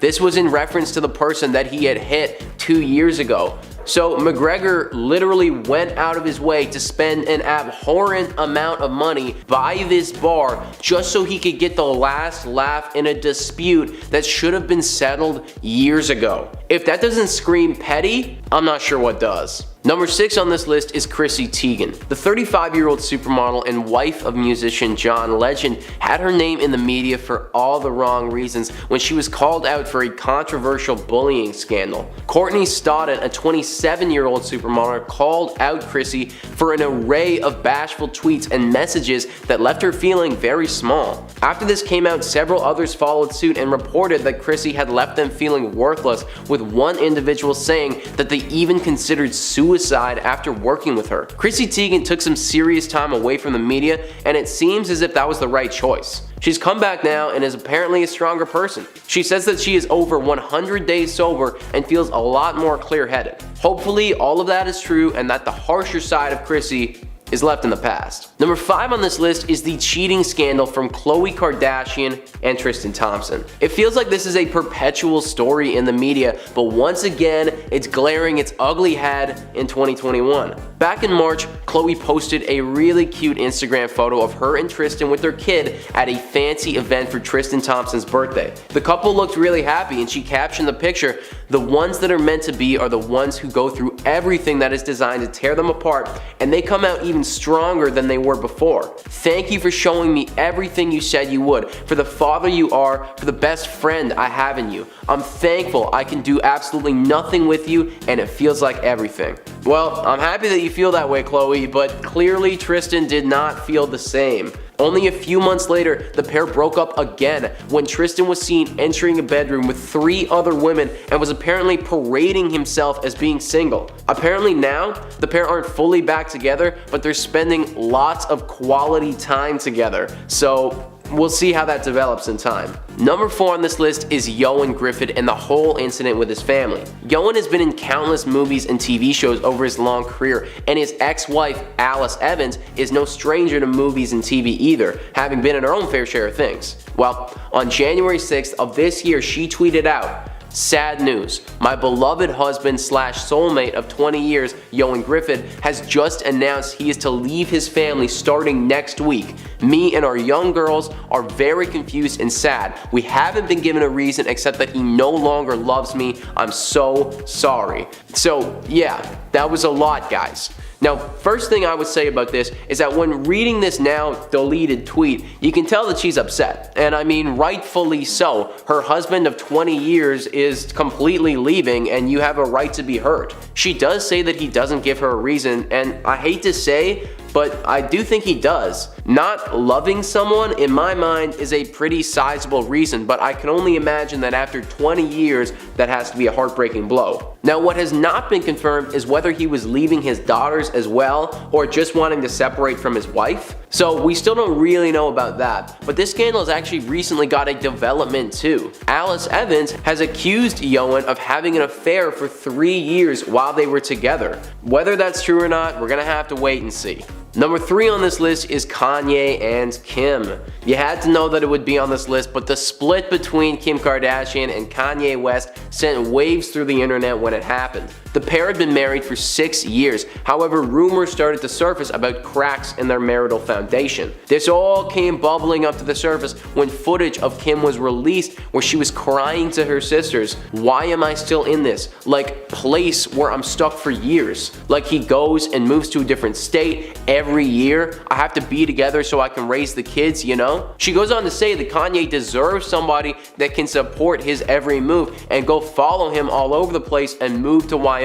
She says, I can't do that. I feel like an effing failure that it's like a third effing marriage. Obviously, Kim wasn't happy to be losing another marriage, but realized that it was in her best overall interest. The split was civil. However, some lines from Kanye's album Donda allude to a lot of mistrust in the relationship. Clearly, this marriage had been flawed for a while. I mean, Kanye lived in a different state than Kim for most of the time, and they barely saw each other. Not really the romantic foundation that a marriage should be built off of. Number 2 is Britney Spears' conservatorship case. Back in 2008, the pop star's career was put in the hands of a legal guardian due to her mental health being severely in question. The agreement had her father control her estate and other aspects of her life. Now, this was intended to help Britney as she went to rehab and got her career and life back in order. However, she has come out and said that her father has done quite the opposite. That she was apparently drugged and forced to perform against her will. That her father prevented her from having more children under this thing. Basically, that he was running every aspect of her life and she couldn't live like this anymore. This sparked the social media to come to her aid with a whole movement that was meant to free Britney. Very recently, this goal was accomplished and her power-hungry father was stripped of his title, and thankfully, Britney was able to get her freedom back. The whole thing is just so icky, and I, for one, I'm really happy to see her getting some control back in her life. Number 1 on this list is the ongoing lawsuit against Shia LaBeouf. The former Transformer star has been in the tabloids for some time now due to a lawsuit filed by his ex-girlfriend, FKA Twigs, in regards to behavior during their relationship. Now, the abuse that she was suing him over dealt with emotional and physical stuff that spanned their entire dating history. LaBeouf was dating Margaret Qualley at the start of 2021, but that didn't last very long, and amid all of these rumors circling him, the couple went their separate ways. It should also be noted that the actor has recently been dropped from several films and projects that he was supposed to be scheduled to work on. It seems like the common theme here is that his mental health is not where it needs to be right now. Substance abuse also seems to be a common topic in this lawsuit and from others that have reported inappropriate behavior from the actor. Only time will tell how this lawsuit develops and if LaBeouf will be able to right the ship and hopefully get himself clean. Starting off at number 10, we have Solange attacked Jay-Z. Something we can never ever fully forget but might slip our minds every once in a while is when Solange beat up Jay-Z in an elevator, while Beyonce just watched and did nothing. And the best part is that TMZ has footage of the whole thing. And although we don't know for sure what caused the fight, with all the cheating rumors that were exposed after, it's safe to say that Jay cheated, with rumors swirling that Rachel Roy was actually the one he cheated with. The E! News source claimed that Roy, who used to work at Jay-Z's company Rockaware, had allegedly gotten a little too flirty with the rapper earlier in the evening, causing Beyonce to approach Rachel and let her know that the behavior was disrespectful and she wanted her out of their lives for good. And the fight caused so much attention that they were forced to make a joint statement. In summary, it read that their family had worked through the incident and that both parties apologized to each other. As well, they shut down rumors that Solange was intoxicated or erotic, saying that it was just a simple family fight. And I don't know about you guys, but my family fights do not look like that. And at number 9, Justin Bieber and Frank. I don't think I can make a list like this without talking about the Biebs, and talking about one of his past scandals. One that's quite a head scratcher is when he went to see Anne Frank's house and says that she would have been a believer. Like, does he really need to make everything about himself? After looking through the house, he wrote in the guest book, quote, "Truly inspiring to be able to come here. Anne was a great girl. Hopefully she would have been a believer." And just yikes. One of the comments about the incident said, "She would have been a what? That little idiot is way too full of himself. She's an important historical figure, show some respect." And that trip in general included tons of bad press for Justin, like when his pet monkey was seized in Germany by authorities. We could literally do a top 10 on Justin Bieber scandals. Let me know below if you want that. And at number 8, Christian Bale's outburst. Christian Bale looked incredibly bad when a leaked audio was released of him yelling at the top of his lungs on the set of a movie, with him yelling at 2 men who he claimed ruined the shot. What the f are you doing? Are you professional or not? Yes, I am. Do I walk around and rip that? No, shut the up, Bruce. Do I want? No! No! Don't shut me up. Am I gonna walk around and rip your lights down? With Bale claiming that the crew member walked into Bale's eyeline during a take, distracting him. And the yelling and screaming that he does is insane. He sounds like an 8-year-old that needs a timeout, honestly. But Bale ended up apologizing, saying that he acted like a punk, along with tons of other sentiments that claimed that he was sorry, but but that incident brought back claims made by his own family that he's unstable and needs help. Bale's own mother, named Jenny, told the press that incidents like this are what drove her to report her son for assault in London before the UK Dark Knight premiere. And at number 7, Britney Spears' shaved head. This is one that I'm sure you all remember, but with the recent information that has come out, you might not realize the real reason that Britney shaved her head. Back in 2007, Britney broke the internet when paparazzi captured her having what looked like a mental breakdown. And since mental health wasn't a subject that was as talked about, people immediately went to the worst. But a tattoo artist that tattooed Britney right after the incident told the press what Britney said was her reason for the shave. She claims Britney told her, quote, "It was, I just don't want anybody touching my head. I don't want anyone touching my hair. I'm sick of people touching my hair." And this could be linked to the fact that Britney had very little control over her life at that time, and everyone was telling her what to do. We can assume this also includes her father, Jamie Spears, who she is now in a furious legal battle with. But there are also reports that Britney was using drugs at that time, and there were fears that her kids would get taken away if there were drugs found in her system, and apparently certain drugs can be found in your hair, so she shaved her hair so she would get to keep her kids. And at number 6, Billy Bob Thornton and Angelina Jolie blood vials. Remember back when Billy Bob Thornton was married to Angelina Jolie? Seriously, I don't even know how that happened. But the media had an obvious fascination with the couple, but the most fascinating thing was the fact that they wore necklaces of each other's blood while married. And even though the media went wild with them, Thornton claimed later that it actually wasn't that big of a deal, saying in an interview, "The necklaces were a very simple thing. Hey, let's poke our fingers with a pen and smear a little blood on there, and when we're away from each other, we'll wear the necklace. It was that easy." But by the time it came out in the press, it sounded like we were wearing a bucket of blood around our necks. Continuing about the years between 1995 to 2003, he said it was a crazy time and that he's not very fond of it. And honestly, I don't care how you explain it, the blood thing is weird. Halfway number 5, Kristen Stewart cheating. Kristen Stewart and Robert Pattinson were the hottest couple in Hollywood after the massive success of the Twilight saga that brought them together. But everything changed when images were released of Kristen cheating with the director of the film that she was working on, Rupert Sanders. And to make things worse, Sanders was married with children. And after this one was released, it instantly became one of the biggest stories of that year, as nobody could believe Kristen would cheat. After the news was set on fire by this, Kristen ended up making a public apology to Pattinson, and they actually ended up getting back together.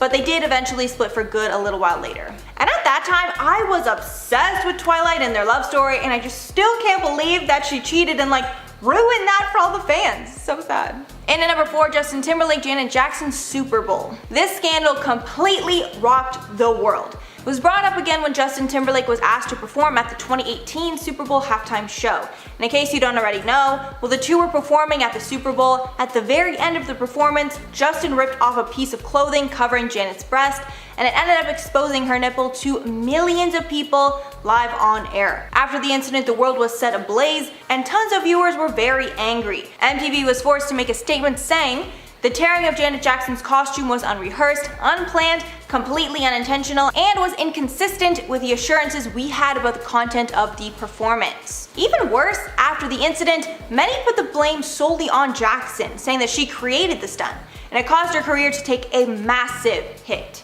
Years later, it's still a sore spot for everyone. And at number 3, Reese Witherspoon arrested. In April of 2013, America's sweetheart Reese Witherspoon turned into its worst nightmare after she was arrested with her husband in Atlanta. It started when her husband, Jim Toth, was pulled over and arrested for suspicion of driving under the influence. And from the video, it was very clear that she did not respect authority and started to get in the cop's face when he was dealing with Toth. Reese was so out of line that the cop ended up arresting her, and while he was, she pulled the classic, "Do you know who I am?"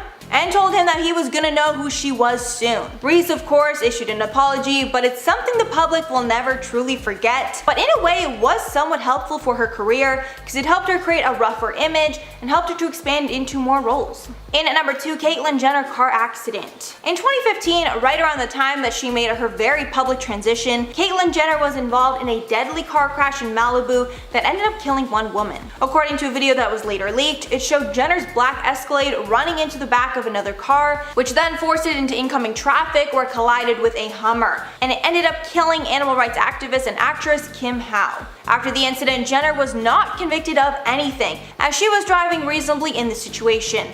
But the worst part was that allegedly Jenner did not apologize to the victim's family and blamed the accident on the victim. As well, since there was so much publicity surrounding Caitlyn's transition at that time, not a lot of people actually know that this accident took place. And finally, number 1, Fergie pees herself. Another infamous moment that I didn't even know happened was when Fergie peed herself during a performance with the Black Eyed Peas. And it was so terrible that Fergie called it the most unattractive moment of her life. She later explained the incident further on a radio show. She said it was just a simple case of not having time to use the bathroom before the show. Basically, because of traffic, the act was very late to the venue, so when they arrived at the show, there was no time to do anything other than rush on stage. With her adding, it does not just happen all the time, adding, I wish it didn't happen. It was so embarrassing. And although I wouldn't consider this one a scandal, it was definitely extremely embarrassing and was talked about in the media for days. At number 10, Katy Perry. One person that you don't often think about having a scandal is Katy Perry. I mean, yeah, she's had some beefs here and there, but nothing too major, right? Well, I mean, she did have a pretty big beef with some nuns, and it was kind of a big deal. Back in 2015, Katy was in a feud with a group of nuns that turned into a legal battle because they just didn't like her. Let me explain. Katy was trying to buy the Sisters of the Most Holy and Immaculate Heart of the Blessed Virgin Mary's aging convent in LA for $14.5 million. She gave her offer to the Los Angeles Archdiocese in order to purchase the property, but when the nuns caught wind of this transaction, they were like, heck no, and went behind the Archdiocese back to sell the property to a different buyer. They did this because they didn't like what they saw in Katy's music videos and they thought it was too inappropriate. They ended up selling the property for less than Katy offered. The nuns got into some pretty big trouble with the Archdiocese, and he even ended up taking the matter to court and even accused the buyer of taking advantage of the nuns. They ended up winning the property back so that Katy could still buy it. She got brought into all of this mess because Katy wasn't wholesome enough for the nuns. But I mean, have you seen Katy? She's a doll. I'd sell her anything. At number 9, Jude Law. You may know Jude Law from films like Sherlock Holmes, Fantastic Beasts, and The Young Pope, but you might not know about Jude's streak as a Hollywood heartbreaker. Jude was sort of known to have a number of partners, and he and his wife were rumored to have been swingers, someone who would swap partners from time to time. But there came a time where he seemingly left that life behind and entered into a new relationship with actress Sienna Miller. Things were fine, and they even got engaged until a cheating scandal erupted that blew everything out of the water. In 2006, a woman named Daisy Wright, who was the nanny for Jude's children, came forward about an alleged affair that she'd been having with Jude. She did an interview with the Sunday Mirror, a British news publication, and went in depth about her relationship with the actor, sharing every juicy detail. She even shared details about their passionate lovemaking and went on to say that Jude was, quote, a great lover who knows how to satisfy a woman. People couldn't believe what was happening, having Jude exposed like that, but in a surprise turn, Jude actually owned up to his actions. He came forward and came clean about everything, making a public apology to his then fiancée. It was scandalous, but very few people actually know about this. Now, before I go any further, I'd like to ask you guys to consider leaving a like on this video if you're enjoying it so far, because it really helps us out a lot. At number 8, Gwyneth Paltrow. Gwyneth Paltrow is known for being a little odd. Her brand Goop has garnered a few haters because of how strange and unorthodox it is. She's advertised a number of strange health and beauty products on her site that have people scratching their heads, and her must-have list nearly always includes products that are much too expensive for normal people to afford. Really, the consensus is that Goop is weird, and it's actually gotten her into some legal trouble in the past. In 2018, Gwyneth was faced with a lawsuit against Goop filed by the California Food, Drug, and Medical Device Task Force over 3 products that were sold from the Goop website. The $66 jade eggs, $55 rose quartz eggs that were advertised to benefit women's health down there, and the flower essence blend that was advertised to, quote, assist in clearing of guilt, shame, and self-criticism and blame. After being taken to court, Gwyneth settled and was ordered to pay $145,000 and reimburse customers who bought those 3 products, as well as refrain from advertising products that don't actually have any benefits. At number 7, Cat Williams. You don't always hear about celebrities having Karen moments, but when they do, oh boy, is it entertaining. In April 2016, comedian Cat Williams had a Karen moment, and it ended with him throwing a salt shaker at an employee. It all started when Cat had arrived at a restaurant with members of his family. When they got there, they started seating themselves, but were promptly told that they needed to move because the spot that they had chosen to sit at was already being reserved by another group. Cat then got into a heated argument with employees over the seating arrangement, and then then that is where things escalated. He ended up throwing a salt shaker at a restaurant manager. Police were called after Kat threw the salt shaker, but before officers arrived, he had left the scene. He was later found at a Waffle House where he was arrested and charged with 1 count of battery. Now, I have no clue what was said during this altercation, but I do have a feeling that the most famous phrase of "do you know who I am" was uttered, and I can definitely bet money on it. At number 6, Nicolas Cage. There's nothing worse than getting exposed by a book. Well, I mean, there are worse things in life, but for a celebrity, bad press can be detrimental to your image. For Nicolas Cage, he was met with some pretty harsh accusations of dog napping from actress Kathleen Turner, as she wrote in her 2008 memoir, Send Yourself Roses, that he, quote, came across a chihuahua that he liked and stuck it in his jacket. Like I said, bad press can do some serious damage to a celebrity's career, and Nick knew this, so upon finding out about her accusation, he promptly sued her for defamation, libel, and slander. Luckily for him, Nick came out on top and won his case, and in return, Kathleen had to issue an apology to him and paid his legal fees and issued a donation to a charity of his choosing. He chose the National Adult Protective Services Foundation, a charity that benefits victims of elder abuse. I really like how he made her donate to a charity and pay it forward rather than just giving him a bunch of money. It's a nicer thing to do. At number 5, Sean Combs. Celebrities get sued by random people for random things all the time. Most times, they don't even get reported on because they're just so menial, but this story was so wild that it just had to be shared. Sean Combs, aka Diddy, faced a lawsuit in 2011 from a woman who made a number of wild claims against him. She sued the rapper for $1 trillion because she claimed that he was her child's father and that he never paid her child support, and that he once stole a poker chip from her that was worth, quote, 100 zillions of dollars. I cannot make this stuff up. Of the $1 trillion that she was suing for, she claimed that $900 billion was for unpaid child support payments and the rest was for emotional damages. On top of that, she submitted handwritten legal claims that claimed that he had physically hurt her and her kids and that he was the one behind the tragic 9/11 attacks. This lawsuit really didn't go anywhere, but it did get a court date, so it's really more than I was expecting. She also applied for a restraining order against Diddy, but that was denied. This was all so crazy, so I wonder how many people actually knew about this. At number 4, George Lopez. It's not every day that you see a big Hollywood star making headlines in Canada. Really, our news headlines are about maple syrup and igloos and the best way to prepare your moose for winter. I'm kidding, but hearing about celebrities getting into shenanigans in the Great White North isn't something that you hear often. Back in 2014, George Lopez was performing a comedy show at a casino in Windsor, Ontario, and he got a little too enamored with that good old Canadian hospitality because he ended up getting pretty tipsy. After having performed his stand-up routine, he had some celebratory drinks at the casino and got a little carried away. George ended up flat on the floor after drinking to excess and passing out in the casino. Police were called and took him into custody for the night, though no charges were laid. Later on, he poked fun at his intoxication, saying that he was headed to his room that night, but just, quote, missed it by 35 floors. George reportedly gave up drinking after that night. At number 3, Bruno Mars. These days, we don't hear much about Bruno Mars, but there was a time when he faced some pretty big trouble and not everyone knows about it. Back in 2010, Bruno was arrested in Las Vegas after a show for suspected possession of that good old no-no-snow. According to the police report, Bruno was arrested after hotel security discovered that the singer was in possession of illegal narcotics and he was detained. It was later found that he had 2.6 grams of no-no-snow on him. In order to avoid jail time, Bruno ended up taking a plea deal, paying a fine, and serving 1 year probation. I was surprised to find this out about Bruno because he seemed so genuine, but now I don't know what to believe.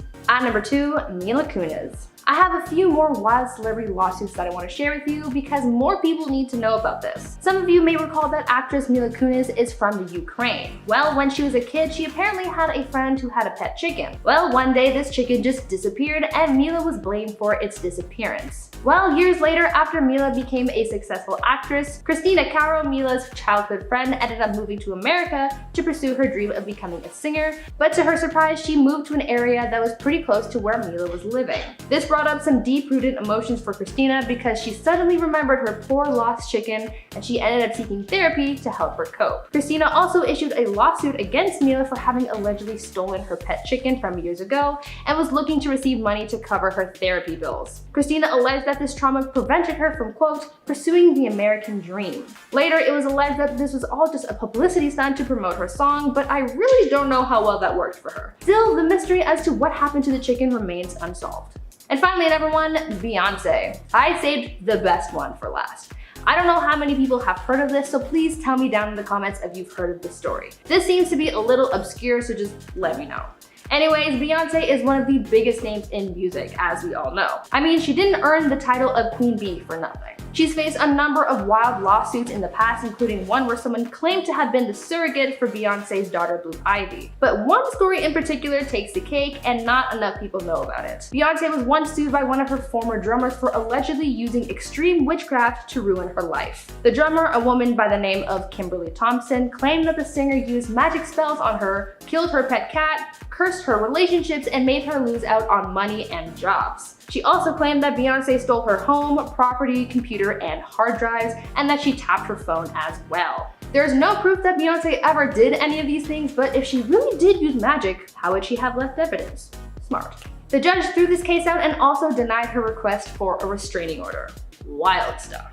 Oprah Winfrey. Who would have guessed that this woman, famous for handing out cars on her talk show, is being cancelled by the entire world? And why, you may ask? Well, Oprah made a career-ending mistake when herself and Dwayne Johnson broke the one rule of being a billionaire. Don't ask poor people for their money. A few weeks ago, Oprah and The Rock announced that they would be starting a relief fund for the victims of the Maui wildfires. The People's Fund of Maui was given a solid $10 million to get off the ground, $10 million donated by Oprah and Dwayne combined. So why is it just Oprah that's getting so much hate? Well, it's because she has a net worth of roughly $2.8 billion. That is billion with a B. The world is collectively furious at Oprah for having the audacity to ask working class citizens for charity when most people can barely afford to put food on their tables. The Rock and Oprah donated $5 million each to give the fund a head start. Well, guess what? $5 million to Oprah is like $500 to us. Just chump change. Oprah has responded to the backlash online and is very confused as to where all this hate is coming from. Oprah has been known for a long time as being a pretty charitable woman.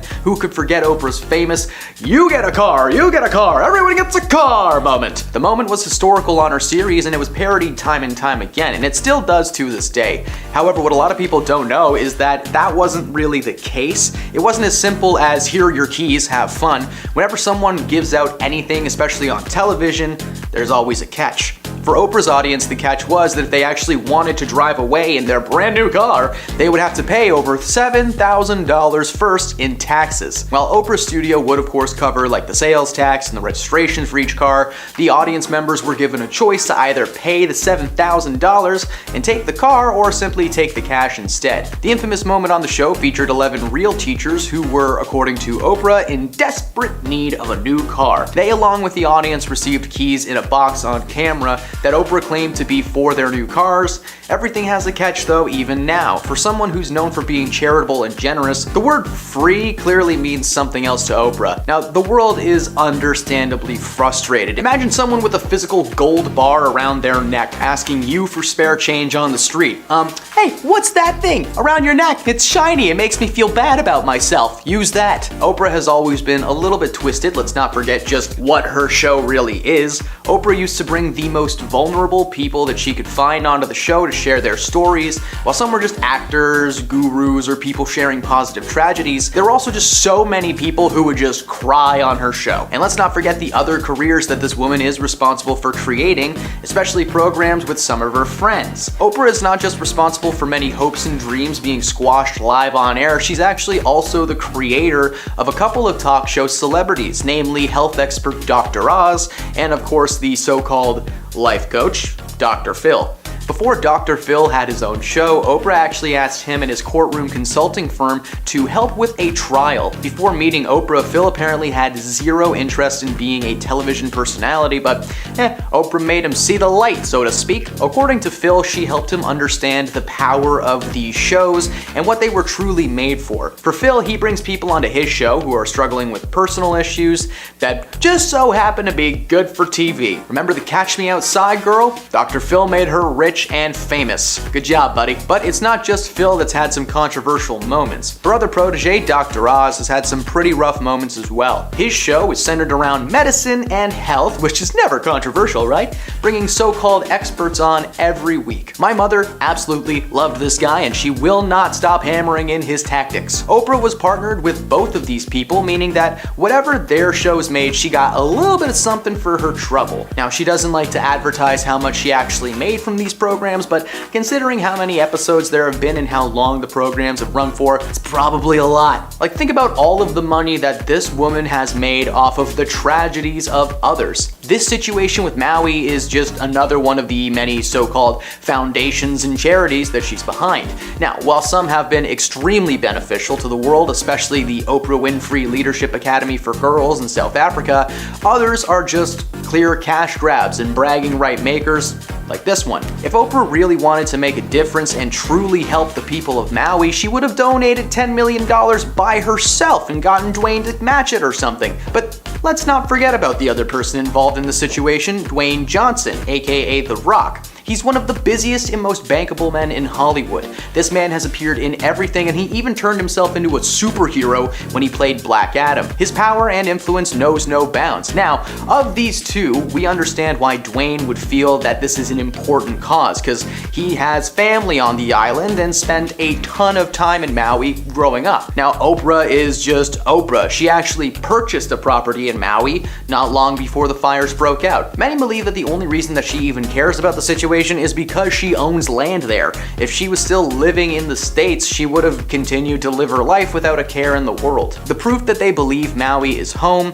is comparing their efforts to that of Dolly Parton, who organized a foundation to assist people in Tennessee after a wildfire destroyed thousands of homes. I've actually stayed in Gatlinburg, where she's from, many times. It is a beautiful town, but from what I understand, the resort that I used to stay at with my family has practically been burned down to the ground. Dolly did an incredible job and continues to do humanitarian work across the US and around the world to this day. However, when Oprah asked people to do it, it just felt weird.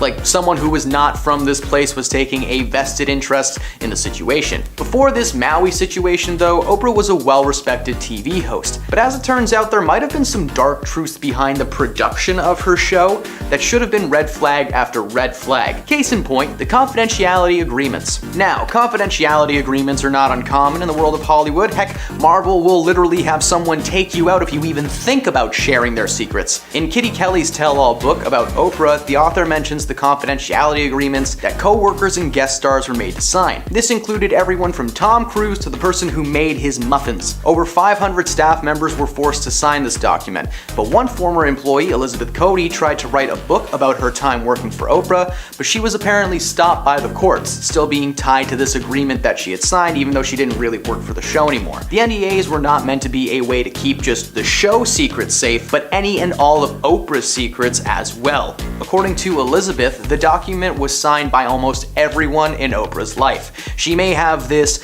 brand of sweetness and kindness, but apparently that's just not how she is. Elizabeth felt that she was in Oprah's pocket, so to speak, after she signed the paperwork. In 2010, a lawsuit was filed against Oprah and her company. Unicus Performance Training claimed that they were fired for violating the terms of her agreement, specifically involving advertisement with her name or the website of the show. But it's not only the former staff that are made to keep silent. Oprah's own family has spoken out about her past behavior since the news of this scandal broke a few weeks ago. On air, Oprah is portrayed as this wholesome, sweet lady, but according to her stepmother, there is an unknown side to Oprah hidden from fans for years. According to Barbara, Oprah is one of the most controlling people you will ever meet. She claims that Oprah would not allow them to stay at her house when they tried to visit, forcing her own parents to stay in hotels with money out of their pockets. Barbara also said that Oprah was quick to anger, especially when it came to her staff, with several people being fired left and right over the years for the littlest things. But that's not all. Despite being a billionaire, Barbara actually lets Oprah stay at her home when she visits, which is something that Oprah apparently just hates. The first time she ever stayed over, Oprah allegedly complained that her bed sheets were not 1,000 threads and that her bath towels weren't big enough. That last one's a little little excusable, okay? If you ever used a giant bath towel, I'm never going back. This woman has billions of dollars to do literally anything she wants, and what she wants is to make her family feel like a burden. It turns out that her wild child behavior, though, started a long time ago, well before she was a TV host, way back when she was just a little one. Several books have been published about Oprah over the years, some from her and some that are not. In her own book that she wrote, Oprah revealed that growing up she was far from an easy kid to handle. When she was young, she was sent to live with her father Vernon after she was caught stealing from her mother's purse. Despite being an on-screen persona known for charity and kindness, she was actually a menace throughout most of her life, according to family members at least. As I've mentioned previously, Oprah's stepmother is not allowed to stay at her house, and she is known to be pretty controlling.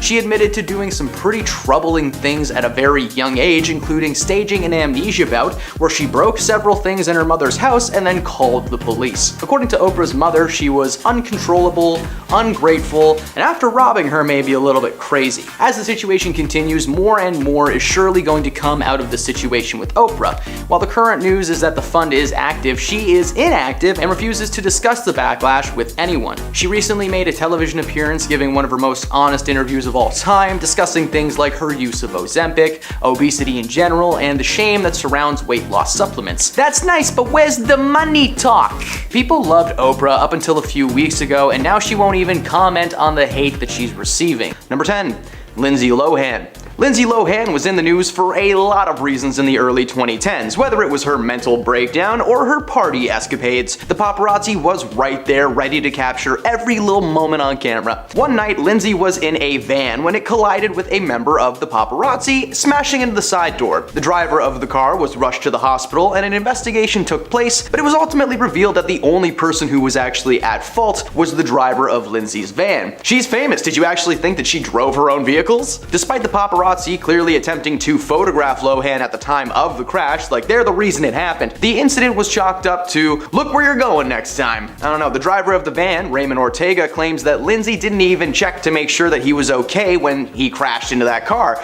Hey man, she was just a bit too focused on the man she just hit. Number 9, Kanye West. Kanye may claim to love the paparazzi, but his track record has shown anything but that. In 2013, well before Mr. Yeet canceled himself on Twitter, he was involved in an investigation set in place by the LAPD after it was reported by a paparazzo that Kanye had struck him and a fellow paparazzi one night at LAX. When Kanye got off a plane, he was being photographed by numerous photographers. So many people were surrounding him. One man named Daniel Ramos was particularly close to Kanye, and he did not appreciate Dan getting in his personal space. A video shows Kanye rushing at Ramos and attempting to grab his camera. Ultimately, the LAPD decided not to press any charges, but the case was referred to a city attorney who filed misdemeanor charges against the rapper. This wasn't the first time that this type of thing had happened to Mr. Yee. In 2008, he was involved in a similar confrontation with another paparazzo. The rapper smashed his camera and was subsequently arrested on charges of felony, and on top of a few smaller charges that forced him to serve 50 hours of community service. Number 8, Britney Spears. As many know, Britney began a downward spiral health-wise in 2007. After her divorce from Kevin Federline, she not only shaved her head, but she went on a rage-fueled rampage across the city, taking down anyone in her path, like Godzilla or something. After being swarmed by photographers at a gas station in LA, she went on a rampage, wielding an umbrella and swinging it at them over and over, and even hitting one of their cars, smashing the window. She also hurled expletives at anyone and everyone who had a camera, eventually launching her umbrella towards the crowd. This was the main incident that landed her in a psychiatric hold, but the paparazzi captured every single moment of it on camera, so the only thing the world saw of her for a bit was this mess. Let's hope she's doing better now. Number 7, Hugh Grant. When people see Hugh Grant, they think rom-com sweetheart, the bad guy from Dungeons and Dragons, or soon it's gonna be Oompa Loompa. That's just a creepy image. Just don't watch that trailer. But anybody with the news in 2008 remembers him as a bean waster. A paparazzo named Ian Whitaker was following Hugh around his neighborhood, trying to snap as many quality pics as possible. Grant noticed him and walked over to ask him to leave. I'm just kidding, he walked over and started kicking the heck out of him. 3 times to be more specific, before he literally kneed him in the groin. He then picked up and opened a family-sized can of baked beans and just chucked it at Ian like he was launching a nade into the battlefield. He then stood over the photographer like a freaking Bond villain and he asked him, "Do you have any children?" And when he said yes, Grant said something that I'm not allowed to say on the internet. It was just that messed up. He's scary. Police were eventually called to his home where he was arrested and charged with, well, he physically kneed a guy. So it was in the most sensitive area ever. If anything, they should have taken him to jail forever. That hurts so much. Number 6, Will Smith. That's right, Will Smith is on this list for slapping someone, but it's not Chris Rock. I just figured we all know about that one. Hey, it's why he was canceled. What are we talking about today? Oh yeah, an incident on the red carpet that left one paparazzo with a big red mark on his face. Will was walking the red carpet at his Men in Black 3 premiere, giving people interviews when a Ukrainian comedian named Vitaly Sejik approached him. A man who is unfortunately famous for being an absolutely disgusting person towards celebrities. He pretended to be a reporter and he began interviewing Will Smith. He suddenly pulled himself towards Smith and he tried to kiss him on the cheek in his mouth, and Will obviously shoved him back and gave him a little, "Hey bud, what the just a little backhand to the face, nothing major, and then he was gone. A team of security following Mr. Smith picked this guy up and carried him away like the little toddler that he was. Who knew Will was practicing for his Oscar slap all the way back then?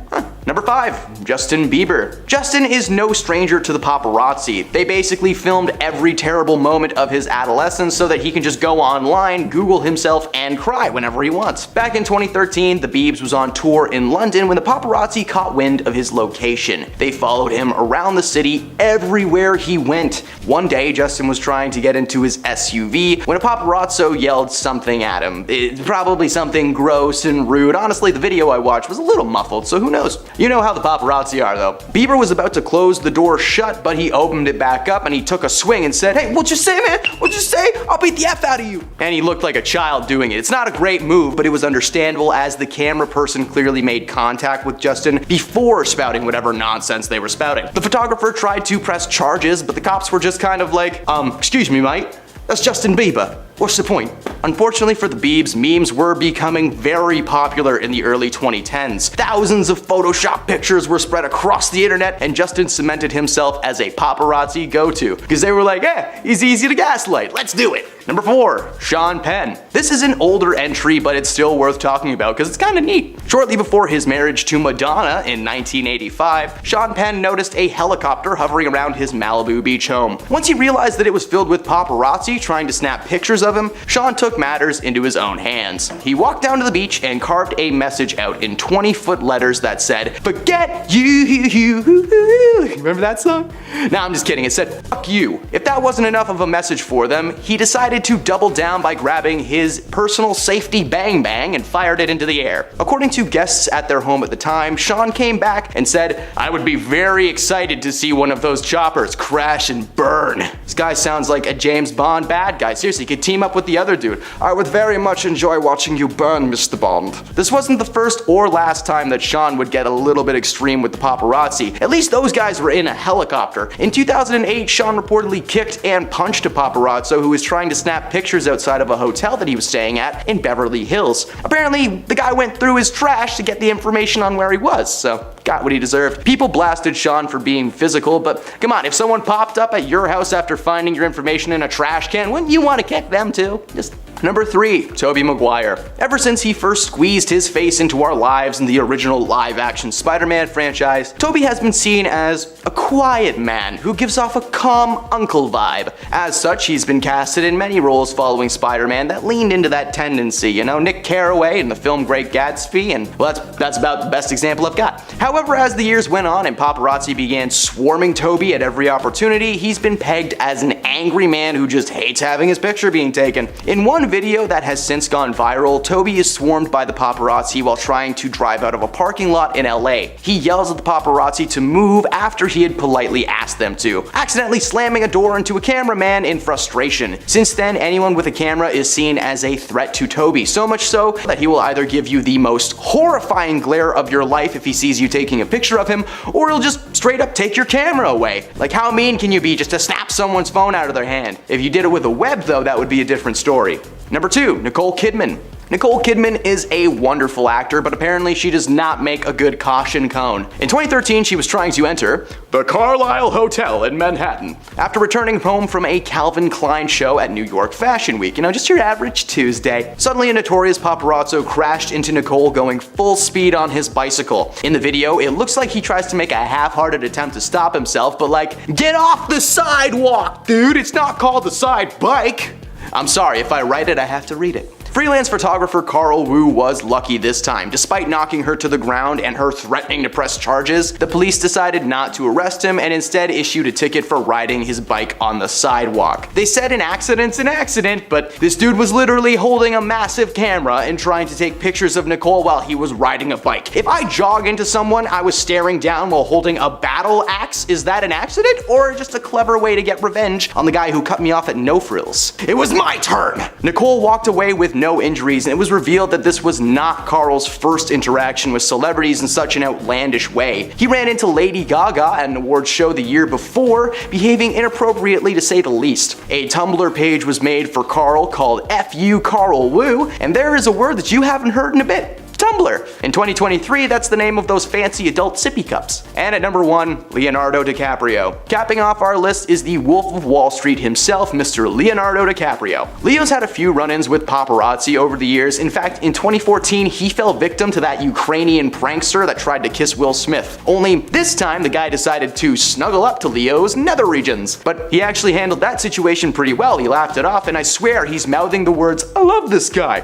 Well, that guy got tossed out like a napkin, and it's not why he's on this list. The year before, Leo was on his way to meet up with his Wolf of Wall Street co-star Jonah Hill for lunch, when he decided to pull a little pranky poo on Jonah. He ran up to him with his phone, screaming like a crazy fan, and it only took Jonah 2 seconds to realize what was going on, but according to him, his Wolf of Wall Street buddy basically gave him a heart attack. He was beyond scared. When the news found out that tiny piece of information that Jonah was a little scared, the paparazzi blew it up into Leo almost takes out Jonah Hill. There was way too much of a scandal caused from what was just a light-hearted, fun moment between friends. Yeah, I know that's not really a crazy one, but I just wanted to end this list on a lighter note. Number 10, rehabilitation.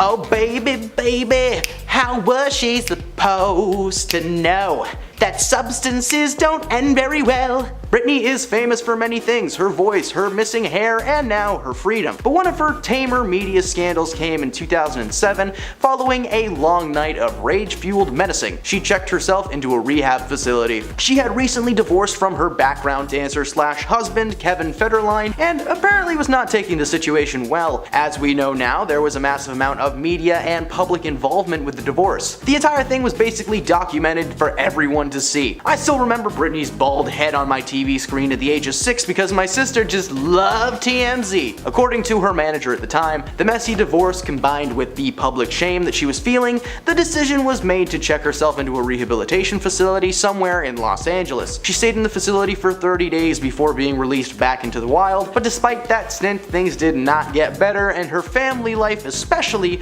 was next to suffer. Number 9, the 2007 VMAs. The MTV Video Music Awards have been host to some of the most confrontational and dramatic moments in music history. Nicki Minaj famously called out host Miley Cyrus when she took the stage to accept an award. Kanye West interrupted Taylor Swift's acceptance speech to tell people that he was happy for Taylor, but that Beyonce had one of the best videos of all time. Yeah, I know he goes by Ye now, but I don't care. When Britney Spears took to the stage at the 2007 VMAs, fans were happy to see her on her feet as the media made it seem like she had been going down a dark path, which she was. She appeared on stage sporting a blonde wig, which was obvious to anyone who was aware of the head shaving incident a few months prior. She started singing in the most under-enthusiastic way ever, and while her background dancers are giving it their all, it looks like Britney's just stumbling around the stage with little to no idea what's going on. She even attempted to lip-sync her songs, but she failed miserably, barely coming close to what she needed to do. The performance, which was her last before taking her hiatus from performing, will live forever on the internet for the world to see, and was actually parodied in the final moments of the comedy Disaster Movie, which is the most random piece of cinema I have ever seen in my life. Number 8, Public Family Feud. Britney is just like anyone else. She brushes her teeth in the morning, she goes to bed at night,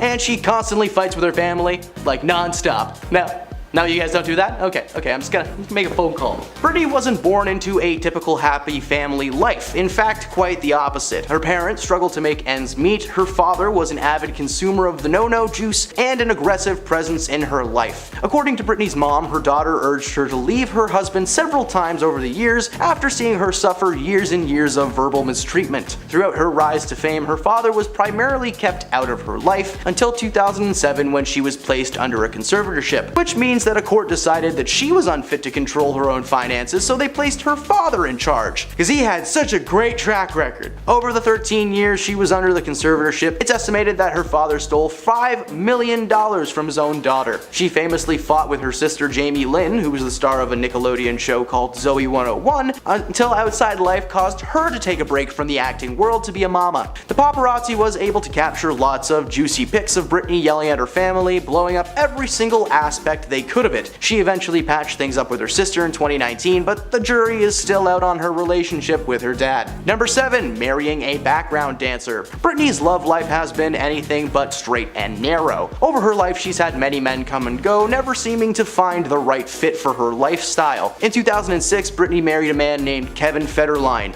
after meeting one fateful night in a nightclub. After spending 1 week together, Britney invited Kevin to join her world tour, where he acted as both her lover and a background dancer. They describe meeting as love at first sight. Kevin spotted her from across the room and felt an instant connection. A magnet appeared in front of them like a cartoon and it just drew them together. The paparazzi couldn't get enough of these two. While they were seemingly in a genuine relationship, they made it seem like the couple were the most chaotic in the world. Their union was a media massacre. They were so stoked to see this relationship either crash and burn or, well, yeah, they just wanted it to crash and burn. After less than a year together, the couple filed for divorce, apparently citing constant fighting as their main issue. Not long after, Britney went on her famous meltdown, so needless to say she did not take the breakup very well. Number 6. Smacked herself. This is a more recent scandal with Miss Spears. Recently, Britney was in the most peaceful and godlike city in the world, Las Vegas, Nevada, when she spotted the NBA player Victor Wembanyama at a hotel, and I'm very sorry if I mispronounced that name. According to the police reports and the recently released security video, Britney tapped Vic on his back and shoulder in an attempt to get his attention. This is when his security team had reportedly backhanded her, causing the whole situation in the first place. Britney claimed that the security detail laid their hands on her, but the reality was the security team's ninja-like reflexes caused them to accidentally push her back towards herself, inadvertently slapping herself across the face. The funny thing with that situation is just how hard she was convinced that someone else had hit her. Like, she didn't feel her own hand touch her face. That'd be like me standing here right now and going,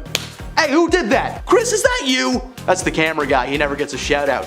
With the footage now not only proving her guilt but her misremembering of the situation, many are beginning to question if Britney was all there during the situation. Just saying, the only time I forget stuff that significant is after a couple of trips to my deck, if you know what I mean. Number 5. The meltdown. As many people know, Britney began a downward spiral health-wise in 2007. After her divorce from Kevin Federline, she not only shaved her head, but she went on a rage-fueled rampage across the city, taking down anyone in her path. After being swarmed by photographers at a gas station in LA, she went on a rampage wielding an umbrella and swinging it over and over at one of their cars, attempting to smash their window. She also hurled expletives at anyone and everyone with a camera, eventually launching the umbrella towards the crowd. This was the main incident that landed her in a psychiatric hold. Fun fact about that umbrella used in the incident, it was auctioned off for $7,000 online, and I cannot wait for it to show up. All my life savings on that thing. I hope there's still some broken glass on it. Number 4. Accidentally released birthday suit pics.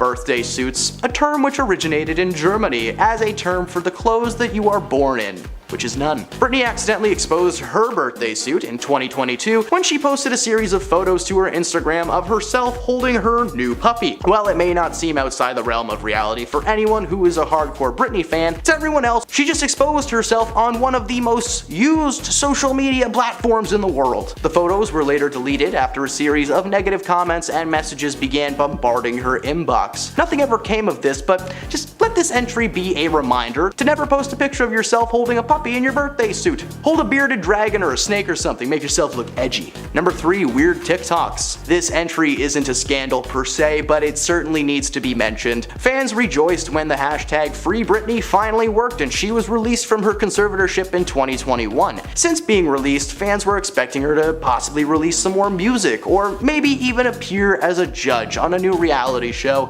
Instead, what she has been up to is making some of the weirdest and hardest to watch TikToks on the planet. If you follow her account unironically, I do apologize, but this entry is probably not for you. Britney regularly posts videos of herself staring into the camera and dancing. Now, while this is the basis for the platform, she has this blank, lifeless stare when she does it, like she's peering directly into your soul. I've only ever witnessed a handful of these clips, but every time I do, I'm just reminded of how strange and unnerving the internet can be sometimes. Aren't you glad that you popped by this little slice of internet heaven? Click that like button if you are. Number 2, she shaved her head. In 2007, aka Britney's glory year, she famously posted a video of herself holding clippers in a barber's chair, missing most of her hair. Not all of it though, she looked a little bit like the dude from Brothers Grimm. If you haven't seen that movie, that is Heath Ledger's best performance, okay? A documentary about Britney's life was released in 2019 called Britney Spears Breaking Point. In the doc, she revealed the true story behind her shaving of the head. Following a brief stint in a rehab facility in Antigua, Britney fled to see her sons, who had been living with her ex Kevin. Of course, when she turned up at their doorstep and not at the facility that she was supposed to be in, Kevin refused to let her see the kids and sent her away. This led her to driving to Los Angeles to the salon where she shaved her head. The person who cut her hair kept it and quickly attempted to auction it off for $1 million,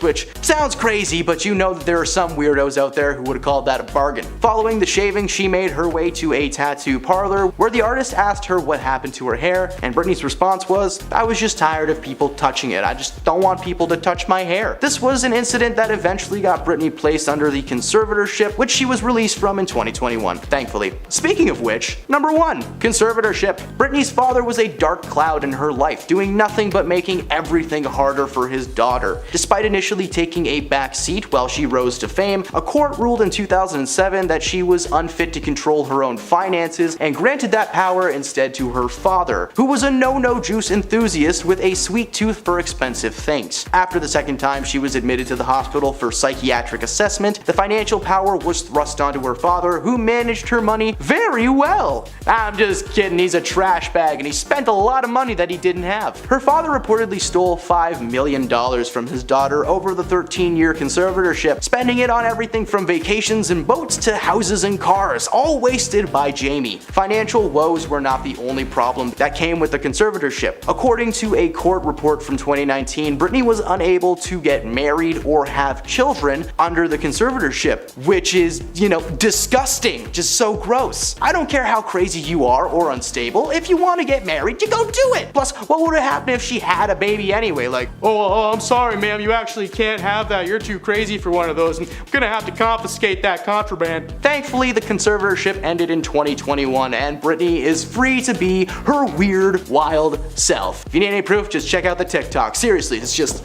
And at number 10, fake relationships. I think at this point it's clear that most Hollywood relationships are faked for PR. Occasionally these fake relationships actually turn into real love, but most of the time these fake couples split as soon as the movie comes out, making it painfully obvious. One of the most obvious cases of this was the on and off again relationship between Robert Pattinson and Kristen Stewart during the Twilight days. These two would always be in a relationship when their newest movies were dropping, but then a few weeks after the release, they would break up. Since they split almost immediately after the final Breaking Dawn movie was released, it's clear that it was all a lie. Also, the pair looked so uncomfortable when they were together, and now that we see what they look like in a happy relationship, it's clear that they weren't in one. And at number 9, paid paparazzi.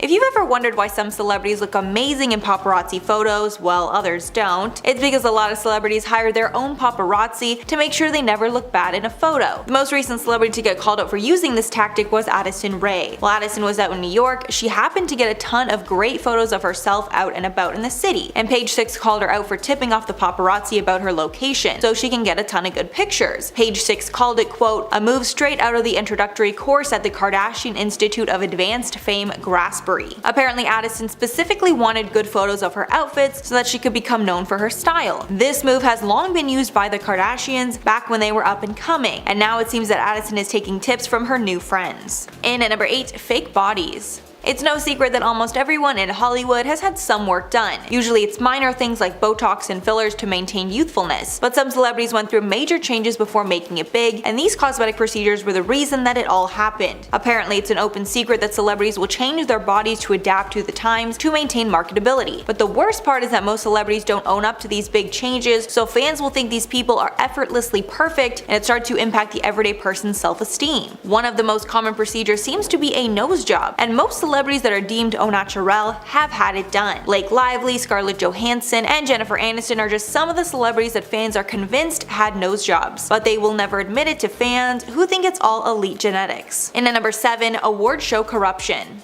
Many fans assume that Oscars and Grammys are given to those who truly deserve it, but once you pull back the curtain, that's really not how it works. And an open secret is that anyone who wants to win one of these awards must campaign for it and basically bribe the judges. This can be in the form of actual money or things like vacations and expensive gifts. Back in 1981, actress Pia Zendora won the Best Newcomer award for her role in the movie Butterfly. It was a shock to everyone until it was exposed that her husband paid off the voting members to ensure that she won, and over time the practice did not get better. In 2011, publicist Michael Russell sued the Hollywood Foreign Press Association for firing him. He was trying to expose the corruption with the award show, and they didn't like that. The parties settled the dispute out of court. And at number 6, cheating. Movies often take months to film. That's long, grueling hours away from family and friends, stuck with the small same group of people. Because of how it all works, movie sets are breeding grounds for extramarital affairs, especially if you're spending a lot of time with your love interest in the movie that you're hugging and kissing all day on set. There are truly too many examples to name, but there's a solid chance that one of your favorite actors cheated on their spouse during the filming of a hit movie. The most famous are Angelina Jolie and Brad Pitt in Mr. and Mrs. Smith, and Kristen Stewart and director Rupert Sanders during the filming of their project. And obviously this happens a lot more than it's reported. Halfway number 5, fake names. The vast majority of Hollywood A-listers do not use their real names, instead they concocted a stage name. This is done for a variety of reasons. Sometimes just because their old name isn't as flashy, but other times the reasons are pretty dark. For some examples of celebrities with fake names, Martin Sheen's real name is Raymond Antonio Gerard Estevez, Jamie Foxx's name is Eric Marlon Bishop, and Marilyn Monroe's real name was Norma Jean Mortensen. Then other times a name change can be used to hide nepotism. Like for instance, Nicolas Cage's real name is Nicholas Coppola, and he's the nephew of Francis Ford Coppola, a famous Hollywood director. This familial connection landed Nick Cage his first role in the movie Peggy Sue Got Married. Other times a name change can be to hide racism. Marvel Agents of S.H.I.E.L.D. actor Chloe Bennett, real name Chloe Wang, said, quote, "Hollywood is racist and wouldn't cast me with the last name that made them uncomfortable." And at number 4, stuntmen regularly lose their lives. Stuntmen are a very common thing on movie sets because A-list actors aren't able to do the stunts that we see in a lot of action movies. But fans might not know what a dangerous job that it is, and stuntmen regularly get critically injured or even lose their lives. And for how vital their role is to these movies, they are not paid fairly. The average stunt person pulls in about $250K a year, which sounds great, but is nothing compared to the about $20 million that the movie stars are making. Big name stars are obviously the ones that sell the tickets, but they're not the ones who put their lives on the line. During the filming of Harry Potter and the Deathly Hallows Part 1, Daniel Radcliffe's stunt double David Holmes got hit by a staged explosion, and he was so seriously injured by the fragments that he suffered a neck break that left him fully paralyzed. Then on the set of Deadpool 2, a stuntman lost their life during a car crash scene. And at number 3, substance misuse. Following the release of the biopic Judy, we got to see the horrible practices the movie execs would use to get their talent to do what they wanted, specifically using illicit substances to wake the actors up and keep them on set working for very long hours. According to a 1982 New York Times article, use of these substances became so common that movie insurers would put clauses in their contracts to cut losses from these sorts of incidents, because several deaths and injuries on set stem from the use of these substances. In her 2013 memoir, Debbie Reynolds, the female lead for the 1952 musical Singing walking in the rain, recalled that when her grueling schedule started to take a toll on her health, a studio executive told her to quote, take vitamin shots from his doctor. Then Judy Garland revealed her mother would give her quote, pep pills to ensure she had enough energy to film all day. Because of the toll these substances took on her health, Judy unfortunately passed away at the age of 47 because of an OD from these substances. In at number 2, inappropriate behavior runs rampant. So I'm gonna have to dance around the subject a bit for this one, but the things that have been exposed during the Me Too and Time's Up era are not new and have been happening for decades. Harvey Weinstein wasn't the first and only power player in Hollywood to use his power to get women to do what he wanted. And this all goes back to the idea of the quote casting couch, where you are expected to do sexual favors to these executives in exchange for a role. And there are many examples of this behavior taking place in Hollywood. Even worse, this behavior can also happen against one study even found that 94% of women employed in the American film industry have experienced sexual harassment or worse. This is a staggering number that should make everyone push for change. And finally, at number 1, discrimination problem. The problem of diversity in Hollywood is something that's being brought up more and more over the years, and when we look at some of the stats, it's pretty wild. Only one woman has ever won the Oscar for Best Director, and that was Kathryn Bigelow for the 2008 movie The Hurt Locker. Also, only one African American has ever won the Oscar for Best Original Screenplay in the history of the Academy. That was Jordan Peele in 2018 for Get Out. But the problem is not only in the cast and crew of the movies, it's the higher up of the business in general. A 2016 Washington Post investigation reported that 96% of Hollywood's decision makers were white and 87% of them were male. Clearly a large gap between those demographics and what we see in society today. A study of 100 movies released in 2016 also showed that about 70% of speaking roles in that year's top 100 films were white, leaving 30% to account for Black, Asian, and Hispanic people. Another shocking stat was that just 31% of speaking characters were female. And at number 10, mafia connections. Back when Hollywood first started, it was rumored that mobster Mickey Cohen ran the Hollywood underworld. Back in 1950, it was apparently a known thing that Cohen ran many organized crime units in LA. And over the years, it's been revealed that a lot of big old Hollywood stars had connections to the mafia. Even singer Wayne Newton had a connection to the mafia, and it almost ended up costing his life. Newton was apparently friendly with Guido Penosi, who was a member of the Gambino crime family, but Newton claimed he had no idea that he had mob ties. Then in 1980, there was a lot of scandal around Newton and the Aladdin Hotel that was co-owned with mafia members. Rumors swirled that Newton was talking to police behind their backs. Then Newton was put on a witness list to testify against the family, which got him a legitimate threat against his life from the mafia.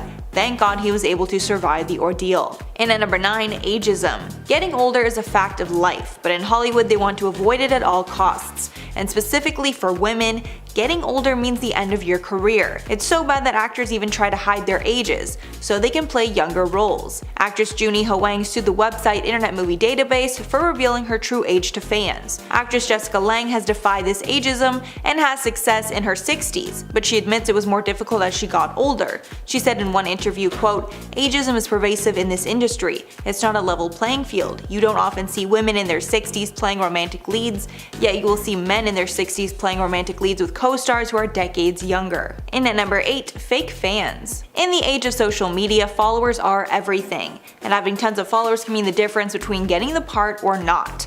But sadly, a lot of these followers are not real, and it's been exposed that millions of social media followers are fake and are purchased to make it seem like the star is more popular. Some of the world's most popular celebrities are a part of this. Some of the worst offenders are Ariana Grande with 46% fake, Taylor Swift with also 46% fake, and Miley Cyrus with 45% fake. It's worth noting that the celebrity is not always responsible for the fake followers, but they usually are. And at number 7, all press is good press. We've all heard the famous saying, and it seems that celebrities don't care if they're getting good or bad press, they just want to be talked about. People might not know it's actually a PR strategy to get bad press. Sometimes the negativity helps to sell something, or it can take attention off something else. One example of this was back in 2014 when it was revealed that Kim and Kanye were going to be on the cover of Vogue.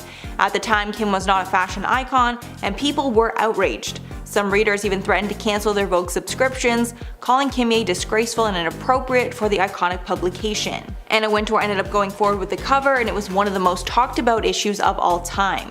We're not sure if it was all for press, but the negativity definitely helped to sell magazines. And at number 6, body issues. Looking perfect is something that all celebrities struggle with, but having the perfect figure is sadly something that the industry forces you to have to be successful. Many celebrities have come forward to share their stories of disordered eating, which was caused caused by Hollywood bigwigs saying that they weighed too much. Even agents and managers have told a star that they need to lose weight in order to be cast. Former child actor Raven-Symoné admitted on The View that she was told at age 7, while starring on The Cosby Show, that she couldn't eat certain things because she was getting too big. This experience caused her to have a lifelong struggle with food. Demi Lovato has also been open about their eating issues. Demi remembered that when they were only 3 years old, they hoped that their stomach was flat. People are now fighting back against these standards and advocating for more body positivity in Hollywood, but it's a long road ahead. Halfway number 5, Scientology. Scientology is a mysterious religion that happens to have a ton of A-list celebrity followers. It's been said that the founder of Scientology, L. Ron Hubbard, used celebrities because he knew that they would attract followers to this new religion. This is also the reason that the Church of Scientology has a huge luxurious building right on Hollywood Boulevard. In the 1950s, L. Ron Hubbard created the quote, Project Celebrity, a written program that offers rewards to Scientologists who bring in some of the biggest names in Hollywood.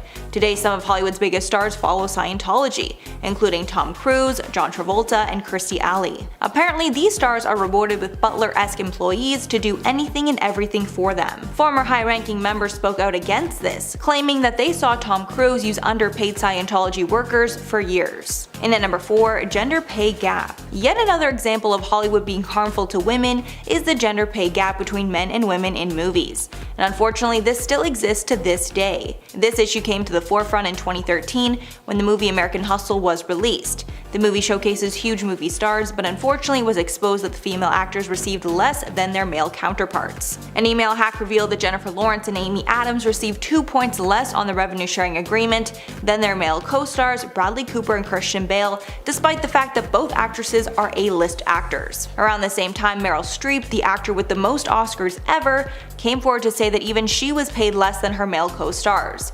House of Cards actress Robin Wright also said that she needed to be paid as much as Kevin Spacey or she would go public against Netflix. And at number 3, animal cruelty. When making a movie, it's imperative that nobody is hurt during the production. This includes animals, and it's common to read, quote, no animals were harmed during the making of while watching a movie. But according to many reports out of Hollywood, that's not always true, and animals are often harmed on movie sets. Some of the worst examples include the near-drowning death of a tiger during the filming of Life of Pi, the hitting of a dog on the set of 8 Below, and the dozens of dead fish and squid that washed up on the shore over 4 days during filming of the Disney's Pirates of the Caribbean, The Curse of the Black Pearl. The second season of the HBO series Luck was actually cancelled after 4 horses died during the production. Apparently they were overworked because the production wanted the horse racing to look as real as possible. The people on set also ignored warnings from humane animal monitors on the set, making it clear that they didn't care about the animals. Unfortunately, this loss of life had no repercussion. In at number 2, Hollywood fixers. It's long been rumored that bigwigs in Hollywood will hire fixers to do the dirty work for them. These are basically tough guys that will swoop in and do the dirty work that these powerful people can't get caught doing themselves. This idea was brought up again because of the series Ray Donovan. Back in the days of old Hollywood, where stars would sign their lives away to movie studios, it was common to have these fixers to deal with personal issues. It was rumored that these men would cover up pregnancies of their young stars, along with making accusations against powerful men go away. And these practices still happen today. A fixer named Anthony Pellicano was arrested after it was discovered that he sent threatening notes to celebrities along with a dead fish. Pellicano was allegedly employed by stars such as Michael Jackson, Chris Rock, Kevin Costner, and Steven Spielberg. And finally at number 1, the Illuminati. The Illuminati might be the most elusive group in Hollywood. Nobody is quite sure who they are, but everyone is pretty sure that some of the top celebrities in the world are a part of it. Most notably Beyonce, Jay-Z, Tom Hanks, and Lady Gaga. The subject of the Illuminati was brought to light again recently after David Dobrik did a podcast interview where he spoke about his experience with the Illuminati in Hollywood. He told the story to Zayn and Heath on their podcast, where David revealed that a girl that he knew was approached by the Illuminati and she was told she needed to sacrifice someone to them if she wanted to get famous. Apparently this girl called her mother, who was okay to be the one sacrificed, but the girl did not end up going through with it. Months later, David and this girl were at a Hollywood party with old Hollywood A-listers, and when the topic of the Illuminati came up, the girl told the group about how she was approached and one of the A-listers told her not to get involved with them because the Illuminati ruined his best friend's life. Apparently this A-lister's supposed best friend was Michael Jackson. And at number 10, Paris Hilton's boarding school. In 2020, Paris Hilton opened up about her traumatic childhood after keeping it a secret for most of her life. In her documentary, This Is Paris, Hilton alleged that she'd been subjected to toxic and harmful treatment while attending Provo Canyon School in Utah, which was a boarding school for troubled teens. Hilton revealed that while she was there, she would be isolated in solitary confinement for no reason and be forced to take pills that made her feel numb. Paris and her entire family kept this a secret for her entire time that Paris was a socialite and an A-list star. Along with her difficult childhood, Paris also exposed that her voice was faked, and she made it sound higher to play into the dumb blonde stereotype. And at number 9, Joan Crawford. Back in old Hollywood, they didn't have the beauty products that we have today, and actors were forced to use alternative measures to look their best on camera. Actress Joan Crawford took this to the extreme and admitted to soaking her eyes in boric acid every week to make them, quote, sparkle on camera. She exposed this years later in her autobiography called My Way of Life. When talking about this beauty regimen, Crawford said once a week she'd steam her face, apply a mask, and soak her eyes in boric acid, casually instructing, quote, while the mask is working, place pads soaked in witch hazel and boric acid over your eyelids and put on your favorite music. Obviously, this was an extremely bad idea that could have made her go blind, but she risked it all just to look better. And at number 8, the black box. We are just now scratching the surface of the horrific things that child actors had to endure in the days of old Hollywood. Sadly, one of the punishments adults on set would use when a child actor misbehaved was putting them in a thing called a black box. This was a closed-in box where the actor was forced to sit on an actual block of ice as punishment. Shirley Temple spoke of this box in her autobiography and called it an exploitation of her childish innocence. In her book, she said that if any child on the set of Baby Burlesque misbehaved, they were locked in a windowless sound booth dubbed the punishment box, where they'd be forced to sit on a block of ice. Temple was sent to the box several times in her tenure as a child star. Temple added, quote, far as I can tell, the black box did no lasting damage on my psyche. Its lesson of life, however, was profound and unforgettable. Time is money. Wasted time means wasted money means trouble. And at number 7, Jackie Cooper. Stories like this are so horrible, I truly hope this is still not happening today. Actor Jackie Cooper shared a terrible memory of when he was working on set. While he was filming the movie Skippy, Cooper was not able to make himself cry. So the director, who happened to be his uncle, threatened to kill his dog if he didn't cry. Norman Turog, the uncle and director, left lasting trauma on Cooper. In his autobiography, Cooper said about the situation, quote, I began sobbing so hysterically that it was almost too much for the scene. Turog had to quiet me down by saying perhaps my dog had survived the shot, that if I hurried and calmed down a little and did the scene the way he wanted, we would go see if my dog was still alive. Cooper ended up earning the nomination for Best Actor in a Leading Role for his performance in 1931. He was just 9 years old, and he's still the youngest nominee ever for the award. And at number 6, morality clauses. Back in the day, the studios basically owned the actors that they signed, and they made them sign their life away. Once they became an actor for a major studio, the actor totally belonged to them and was not able to make major life decisions without consulting executives. Many of these clauses forced female actors to stay unmarried so they were more marketable to men. Others even forced women to terminate their pregnancies so they would not waste any time that could be spent filming. The studios claimed that these clauses were to, quote, prevent stars from destroying their value through scandal. Stars like Lana Turner, Judy Garland, and Jeanette MacDonald were all held to these clauses, and they would disguise the hospital visits and claim they were for ear infections or other minor treatments. Halfway number 5, closeted LGBT plus actors. To continue along the lines of morality clauses, another use of those clauses were to closet LGBT plus actors, even forcing some of them into sham marriages just to keep up appearances. This part of the clause revolved around not, quote, forfeiting the respect of the public. If the actor breached this part of the contract and had a relationship that was not approved, they would risk losing their entire salary for the role. Also, if the actor was outed, that would mean the end of their career either way. Gay actor Rock Hudson's struggle with his identity was revealed in the biography All That Heaven Allows. In that book, it was exposed that a magazine planned to out him back in the day. At that time, Hudson's agent was the only person who knew the truth and proposed that he get married to squash the story. Hudson immediately married Phyllis Gates, but they divorced a couple years later. The secret stayed with him until days before he passed away. And at number 4, Buddy Epson. Back in the days of old Hollywood, the makeup and prosthetics weren't what they are today, and oftentimes the costumes that the actors would wear would be toxic. One fact is that the Wicked Witch's green face in The Wizard of Oz was made with toxic paint. And Buddy Epson, who was supposed to play the Tin Man in The Wizard of Oz, did not do so because he had an extreme reaction to the aluminum dust from from the makeup. Because of this reaction, he was replaced in the movie with actor Jack Haley. Epstein was ultimately hospitalized and forced out of Oz's production. For years after the movie, Epstein claimed that the makeup caused permanent breathing problems for the rest of his life. And at number 3, Jack Nicholson's sister was his mother. This one isn't really related to Hollywood, more so a secret that a Hollywood actor kept for a number of years. Jack Nicholson kept a huge secret from the public almost his entire life, mostly because he didn't know the truth until he was an adult. His entire life, Jack was raised with a sister named June, who was 17 years older than him. But when his parents died,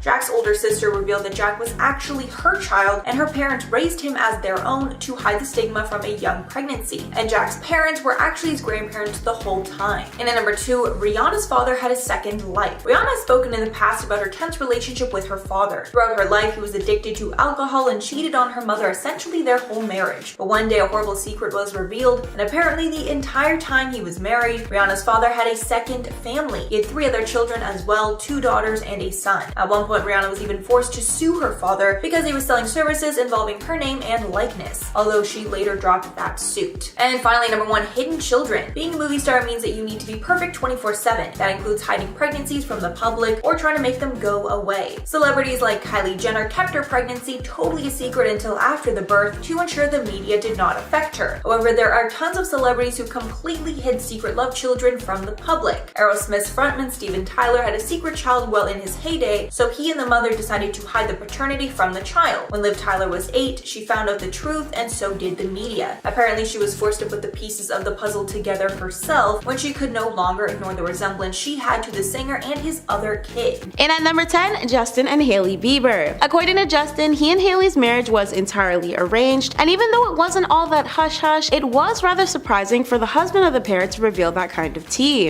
It came in the form of a joke many fans assumed was a cry for help during a March 2020 Ellen Friday interview. The singer took part in the sit-down with guest host Demi Lovato and addressed his personal realization of literally being set up with his now wife following her father, Stephen Baldwin, dragging Hailey to the Today Show in 2009. Upon explaining, Justin referenced their infamous first encounter at the morning show, detailing her dad dragged her out of bed in the morning and basically was like, you know, I think because she was raised Christian and I think they found out. I think it was an arranged marriage, I'm pretty sure. Looking back now, I'm like, it was definitely. Like, they set this whole thing up. He also mentioned that Hailey's Christianity played a big part in him meeting her family and getting the ball rolling. Quote, since she was raised Christian and she's like, oh, I want to introduce you to Justin and his mom, you know, they have similar values and believe the same thing. We think you guys would be good friends. Demi, who seemed intrigued by the breakdown Justin was serving, later joked, well, mom, dad, if you're listening, it's time because I'm 27. Arrange it up. Before we break down the rest of today's list, be sure to smash that subscribe button if you're keeping up with BTS's top 10 countdowns. In at number 9, Miley Cyrus and Liam Hemsworth. Miley and Liam had a top secret island marriage back in 2018. Regarding the occasion, Miley uploaded a snap on Instagram of her and Liam embracing at their wedding, captioning the image of the now ex-spouses 10 years later. Because fans were in the dark about Miley and Liam's former nuptials ahead of the ceremony, there wasn't a lot of time in between to speculate what Miley would wear while walking down the aisle to give her hand to her then fiance. However, when the pictures dropped from the wedding event, it showed off Miley's appreciation for simple elegance, but also allowed her sexier, freer side she'd become known for to shine through.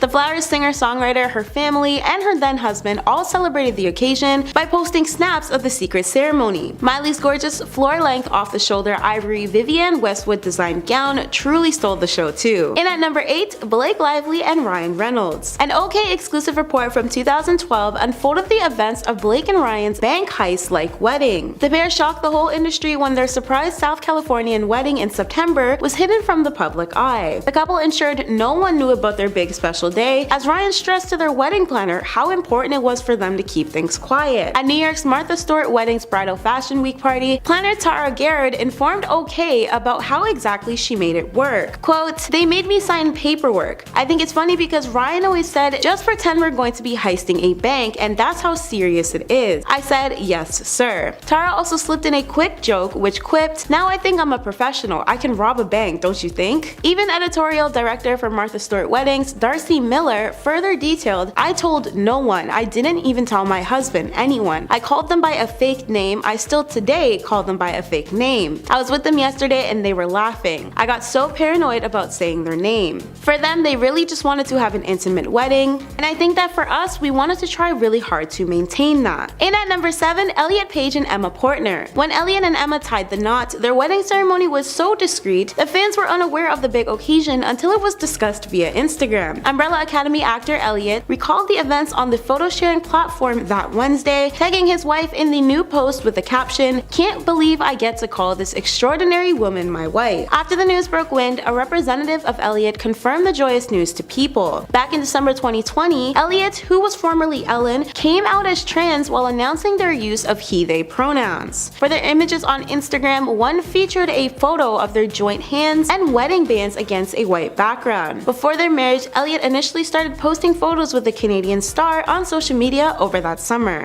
In at number 6, Ashley Tisdale and Christopher French. Fans of High School Musical were shocked when Ashley and her current husband Christopher held a secret wedding back in 2014. They shared their vows to devote their lives to one another in a private Santa Barbara estate, and as per Radar Online, all the guests went to a secret location and shuttled to the estate at the time. The hush ceremony also served as a High School Musical cast reunion iconically. The majority of Ashley's co-stars, who she bonded with in her younger years through the franchise, were present. Actress, singer, and female lead of their franchise, Vanessa Hudgens, even took on the role of Ashley's maid of honor. Staying in tune with the trend of private celebrity weddings in more modern days, this couple was able to maintain the privacy of their nuptials, which is entirely how they had hoped for things to play out. According to a source, the event was very top secret. Ashley has been hyper-focused on keeping it a secret. She wanted it to be her day and didn't want it to be a circus. So when it came down to the arguably most important day of Ashley and Christopher's lives, the stars left no room for anything but maintaining their top priority, privacy. As per the same source, security was very tight. They took everyone's cell phones and electronics. In at number 5, Mila Kunis and Ashton Kutcher. Mila and Ashton even being in a relationship was a massive shock. So imagine fans' surprise when the still married couple first tied the knot. The spouses met and got well acquainted over the years from the time they've collectively starred in the hit series That 70s Show. However, they remained friendly up until 2012. It didn't take much longer for their engagement to follow in 2014 before they welcomed their first child, a baby girl, later that year. Then finally in 2015, the couple exchanged vows in a ranch on the outskirts of LA. And the craziest part? The guests weren't even aware of the location until a day prior. That's how tight-lipped the entire event was. The secret garden party was equally as private, with the festivities being held over the 4th of July weekend. According to a source who relayed information to People, the parents of two were already legally married, and the party merely served as a low-key gathering to ring in the joyous occasion with close friends and family. As they were surrounded by the most special people in their lives, the former 70s Show's co-stars discreetly did it big in Oak Glen, California, setting themselves up in a secluded area that sprawled across acres of botanical gardens, ponds, and apple orchards. The gated space served as a locked-off safety net for the couple, as according to its website, it only then recently opened up its available space for exclusive private events and weddings. Mila and Ashton stocked the Camp Cuckoo dubbed greenery with outdoor-themed activities, as a row of tents made home for a luxury campground for guests. In at number 4, Jason Momoa and Lisa Bonet. Jason and Lisa were dating for over a decade before they made things official. Despite speculation that the now ex-couple was already married as of 2007, it took them until 2017 to become legally married.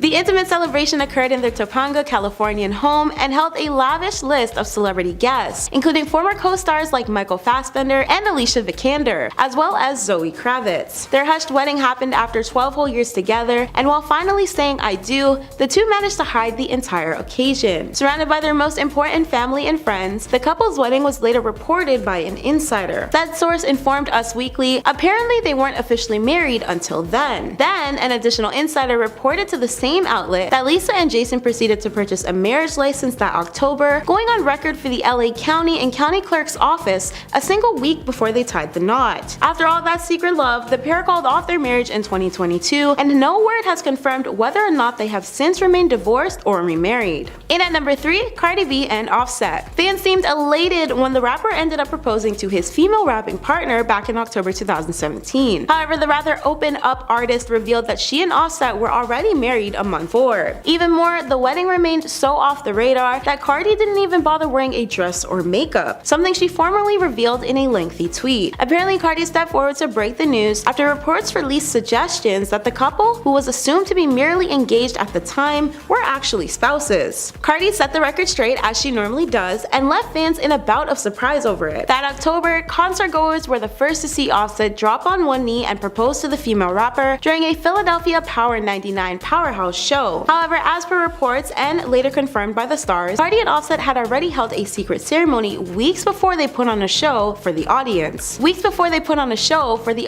September 20th. Once it was revealed, fans started piecing together how inseparable they seemed and how their joint interview and Rolling Stone cover made a lot more sense. More so, supporters wondered why the pair ever kept their marriage a secret in the first place. In at number 2, Jim Parsons and Todd Spiewak. 14 lengthy years finally bore witness to Big Bang Theory actor Jim tying the knot with his since husband Todd in 2017. The same-sex couple got married at New York City's Rainbow Room, and according to one of the guests, who was also a co-star of Jim's, Mayim Bialik, ceremony attendees were not allowed to use their cellular devices at the event. Posted on Instagram, Mayim captioned a cute snap of the newlyweds, "What a wedding, not a cell phone in sight. Everyone was so present," which sounds pretentious. "It was truly powerful for us all to just be there fully. Todd and at the real Jim Parsons, you are so loved. Also, hands down prettiest chupa ever. Seriously." And at number 1, Jodie Foster and Alexandra Hedison. Jodie has maintained her incredible need for privacy throughout the entirety of her acclaimed career. Factually, her sexuality remained a massive secret up until she presumably came out in her 2013 Golden Globes acceptance speech. She and her then girlfriend, Alexandra, got married a mere year after seriously dating in 2014. Their private ceremony was held over a weekend, confirmed by Jodie's representative. Back in October 2013, the pair were only seeing one another with labels, but they managed to keep their lips sealed shut about the relationship in general until way later on. Still married to this day, Jodie and Alexandra made their first public appearance together that same October during a Beverly Hills Performing Arts Gala at the Wallace Annenberg Center. In at number 10, Leighton Meester. You'd never be able to tell by how she carries herself today, but this polished celebrity was actually born in a Texas prison while her mother was serving time for drug smuggling. Though her mother was allowed to spend 12 weeks in a halfway house with newborn Leighton, she was soon sent back to jail. Meester ended up living with her grandmother in Florida until her mother was released. At 10, her family moved to New York so that she could begin a career in modeling, only to then pack up again 4 years later and head to Los Angeles. Once in Hollywood, she began auditioning for various roles while taking acting classes, but she found it difficult to relate to kids her age because of her unstable upbringing, an upbringing that she kept hidden for a very long time. Her breakout acting role was when she portrayed Blair Waldorf on Gossip Girl, a character whose mother was the owner of a fashion empire, which, as you can imagine, was a stark contrast from her actual childhood. Today, though, she was worth an estimated $16 million.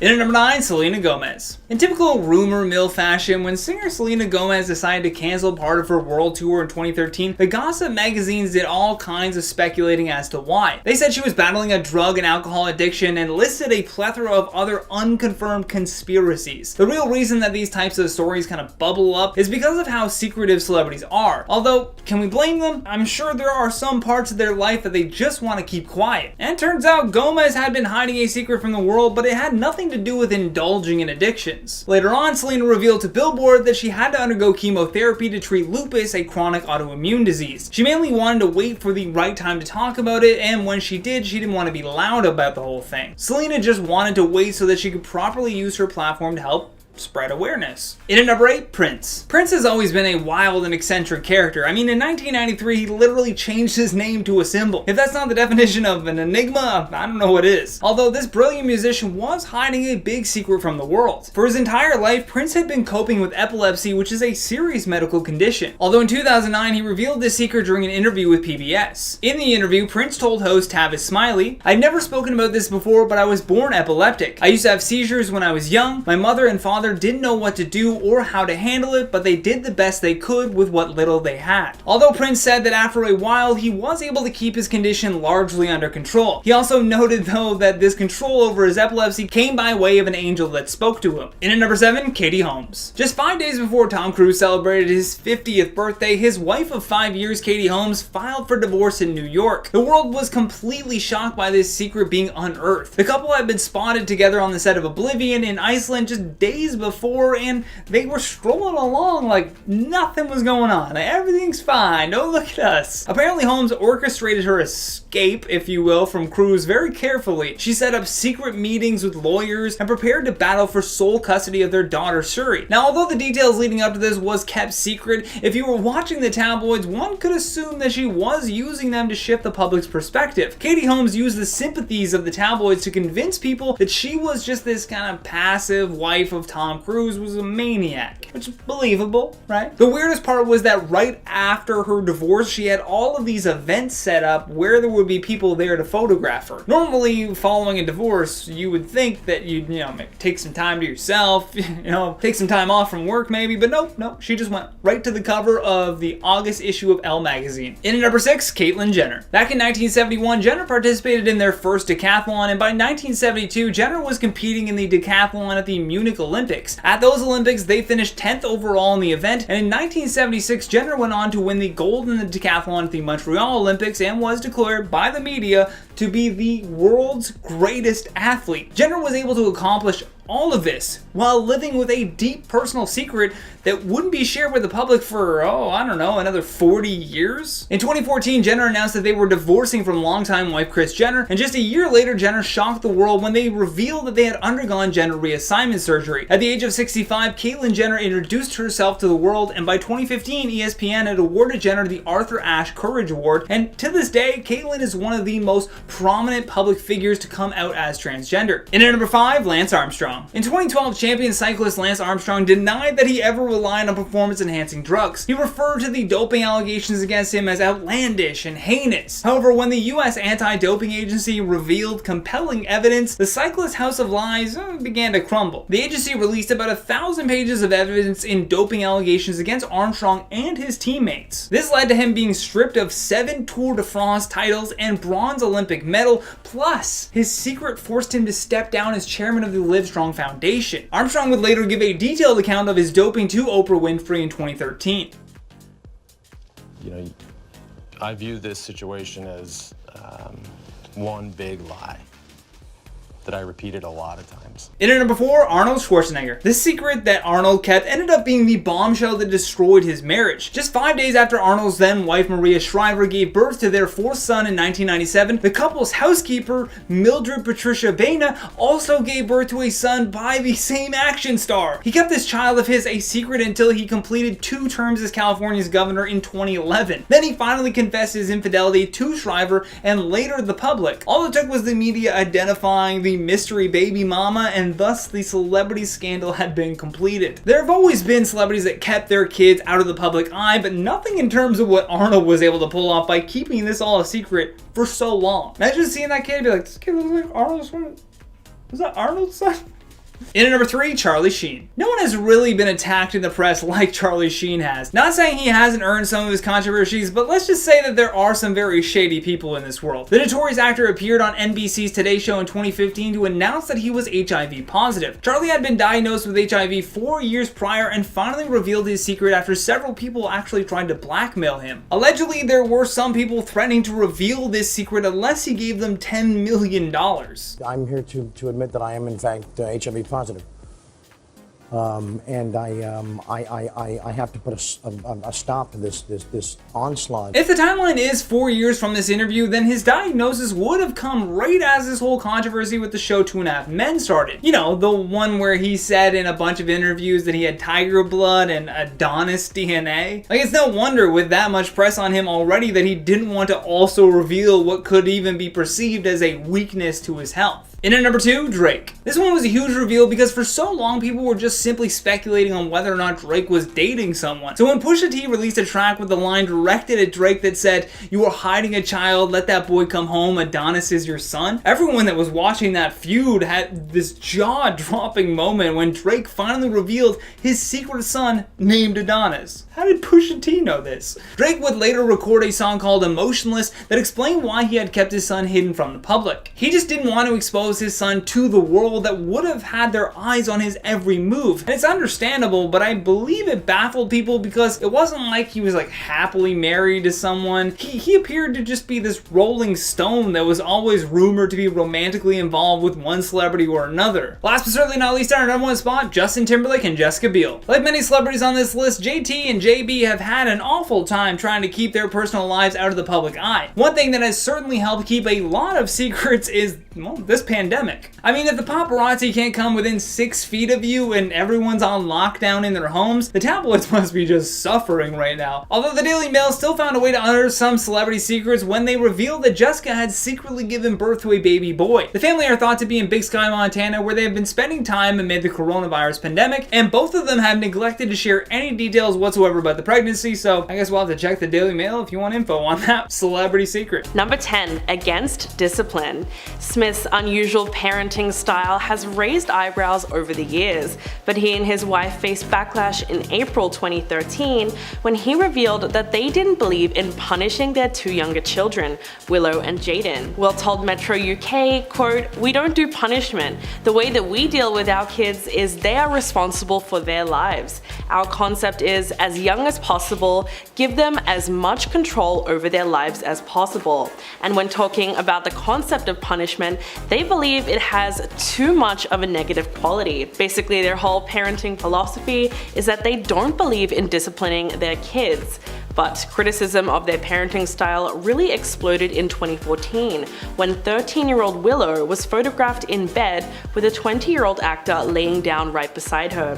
The whole thing even led to an investigation by Child Protective Services. In an interview with BBC Radio a couple of years later, after the initial drama, Will actually admitted that he and Jada may have gone a bit too far in their hands-off approach, and perhaps should have kept a tighter rein on Jaden and Willow.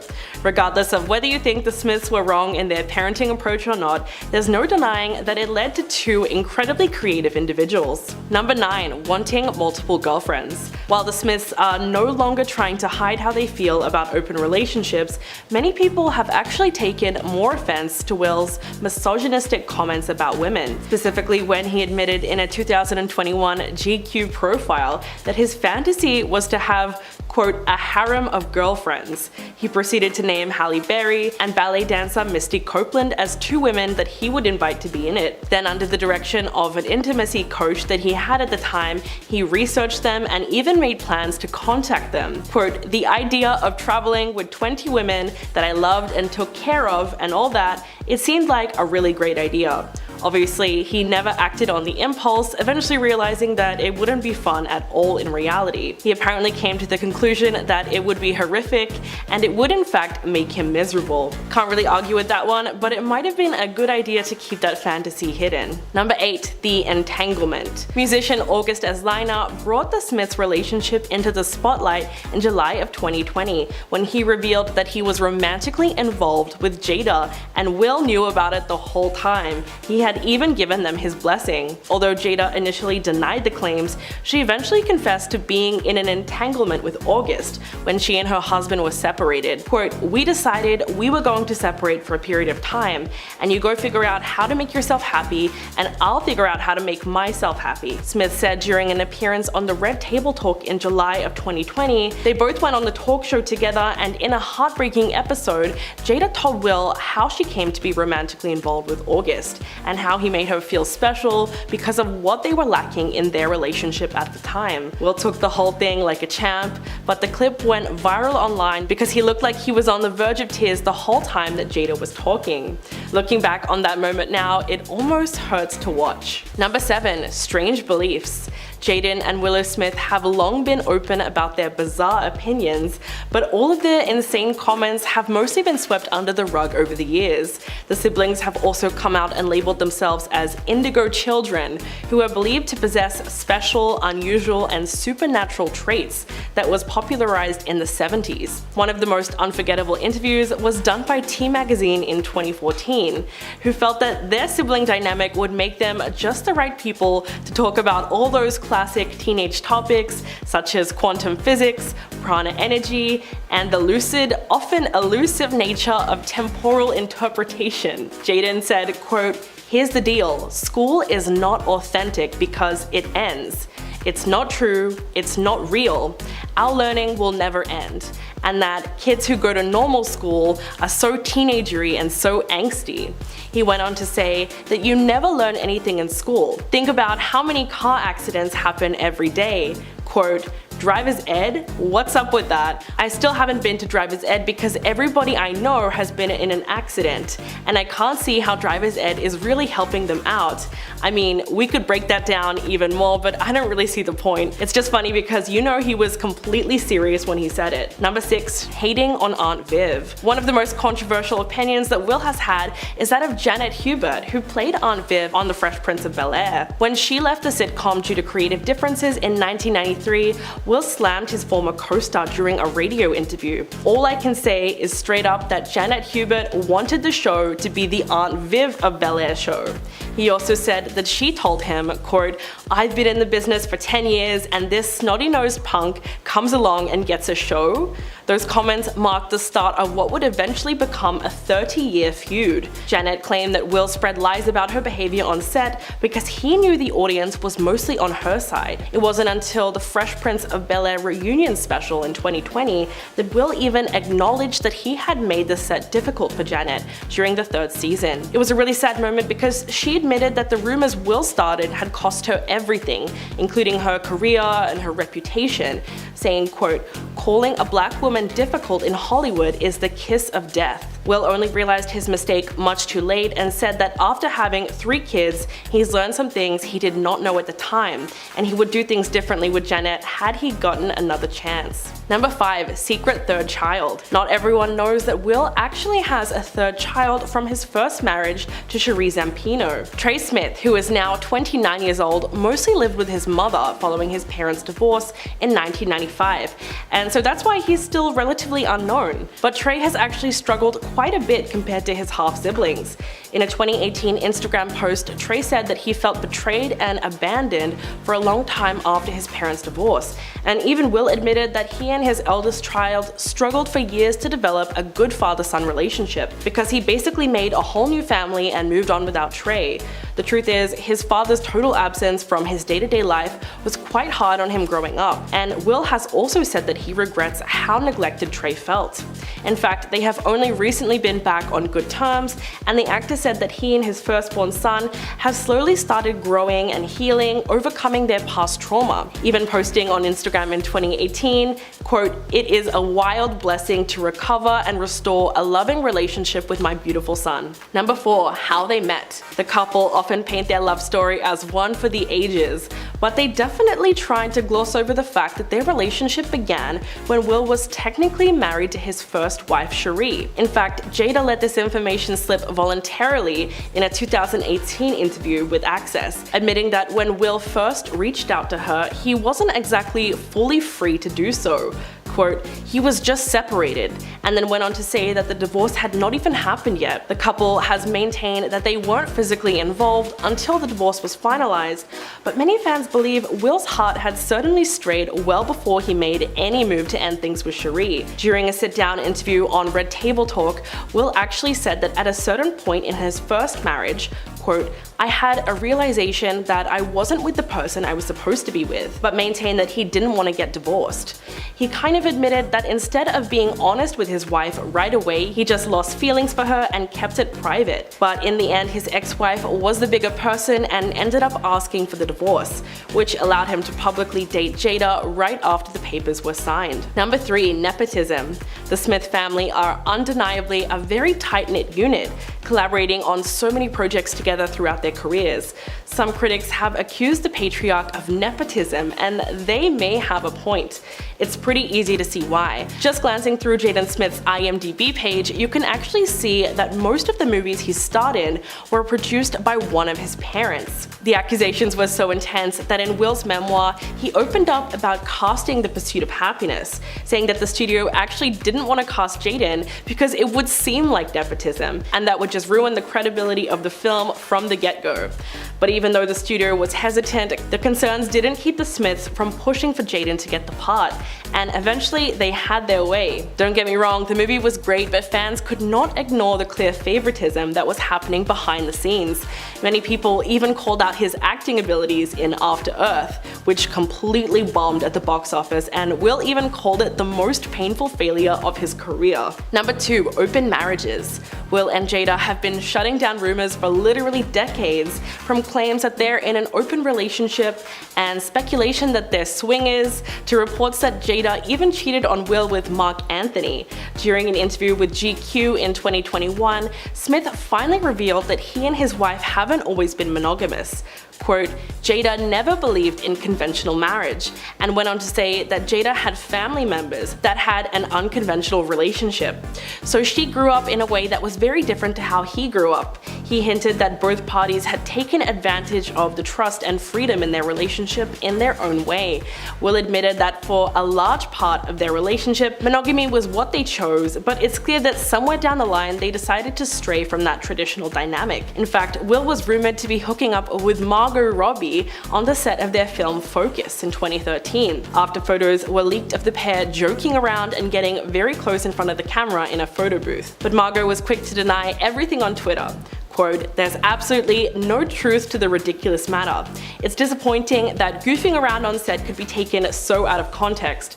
Well, people really do jump to conclusions. And coming in at number 1, ties to Scientology. While the couple have never confirmed their religious affiliation, the Smith family has long been rumored to be members of the controversial Church of Scientology. Smith told Men's Vogue in May 2011, quote, I've studied Buddhism and Hinduism, and I've studied Scientology with Tom Cruise, and nobody's saying anything different. His comments obviously earned a great deal of backlash, especially when he claimed 98% of the principles are identical to the principles in the Bible. But then in October 2018, he declared that his family have never been Scientologists. To confuse matters even more, many of the Smiths' movies reportedly contain Scientology references and themes. In 2013, Vulture even called his sci-fi flick, After Earth, that he did with Jaden, a love letter to Scientology. Not to mention the fact that in 2007, Will and Jada donated over $122,000 to the church. The truth is, we may never know whether the family are members of the religious movement or not,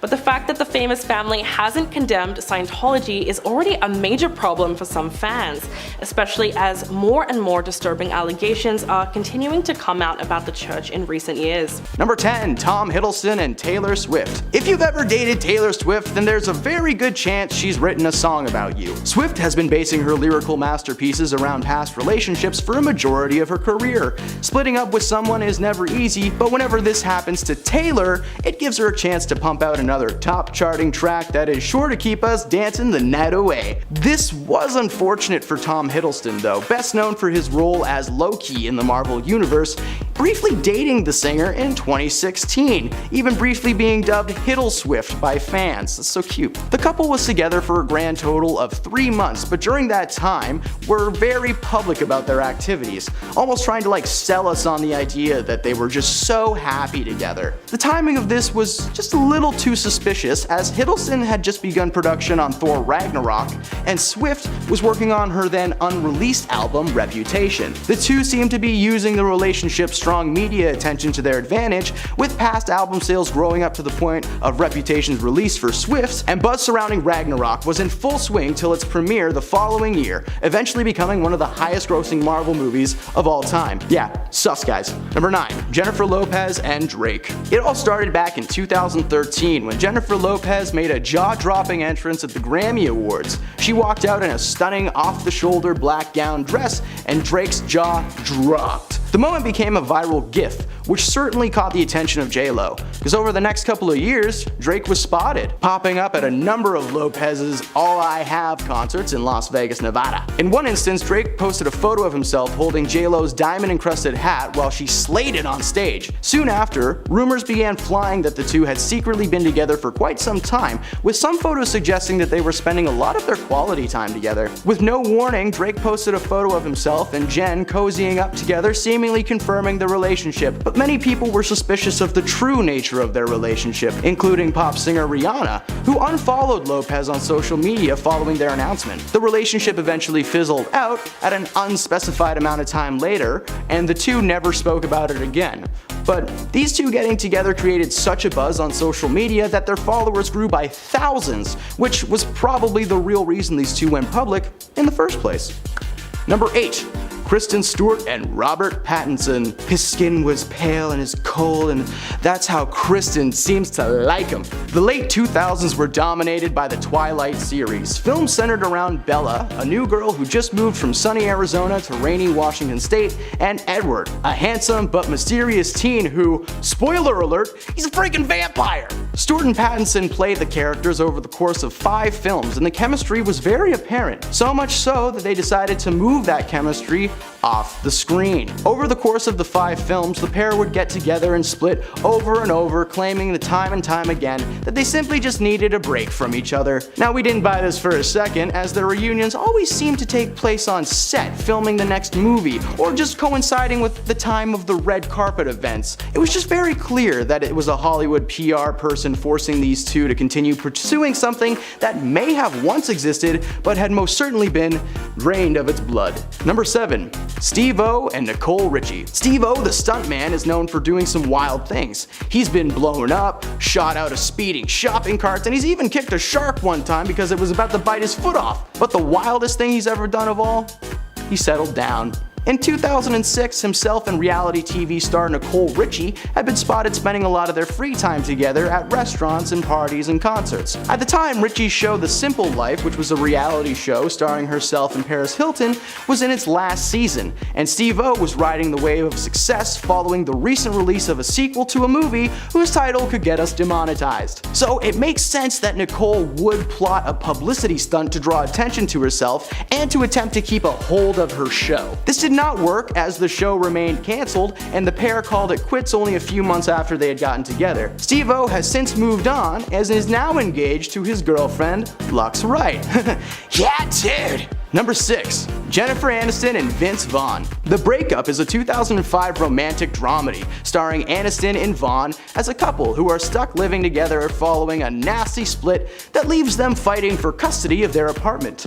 This sounds like a cute movie. You know what's even cuter? The pair became a couple in real life. They were regularly seen off set having dinner and snuggling up together, sparking news of another screen couple turned true lovers. Well, in 2006, that news shifted to accuracy of film title astonishes all, as the couple mutually called it quits, agreeing that the relationship had run its course. Convenient timing, considering for months before their film premiere, the couple was creating buzz online, getting people excited to see the real-life couple acting together on the big screen. But despite the attempt, the film received poor reviews and the PR play had seemingly proved useless. Now, while this may have been a stunt, the two recount sharing a wonderful time together, with Aniston even saying that Vaughn was the defibrillator she needed after a rough divorce from Brad Pitt. I don't know why that's a good thing. That sounds very painful. 5.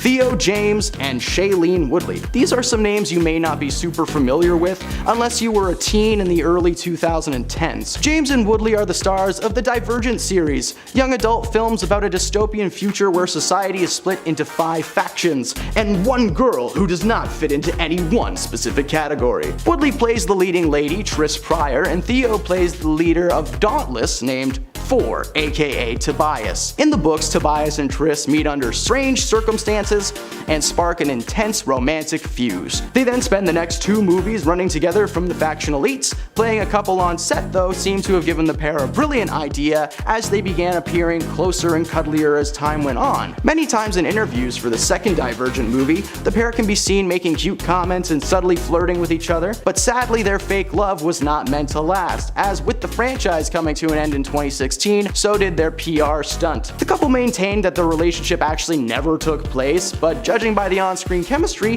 that actually might be true. That might be true. Number 4.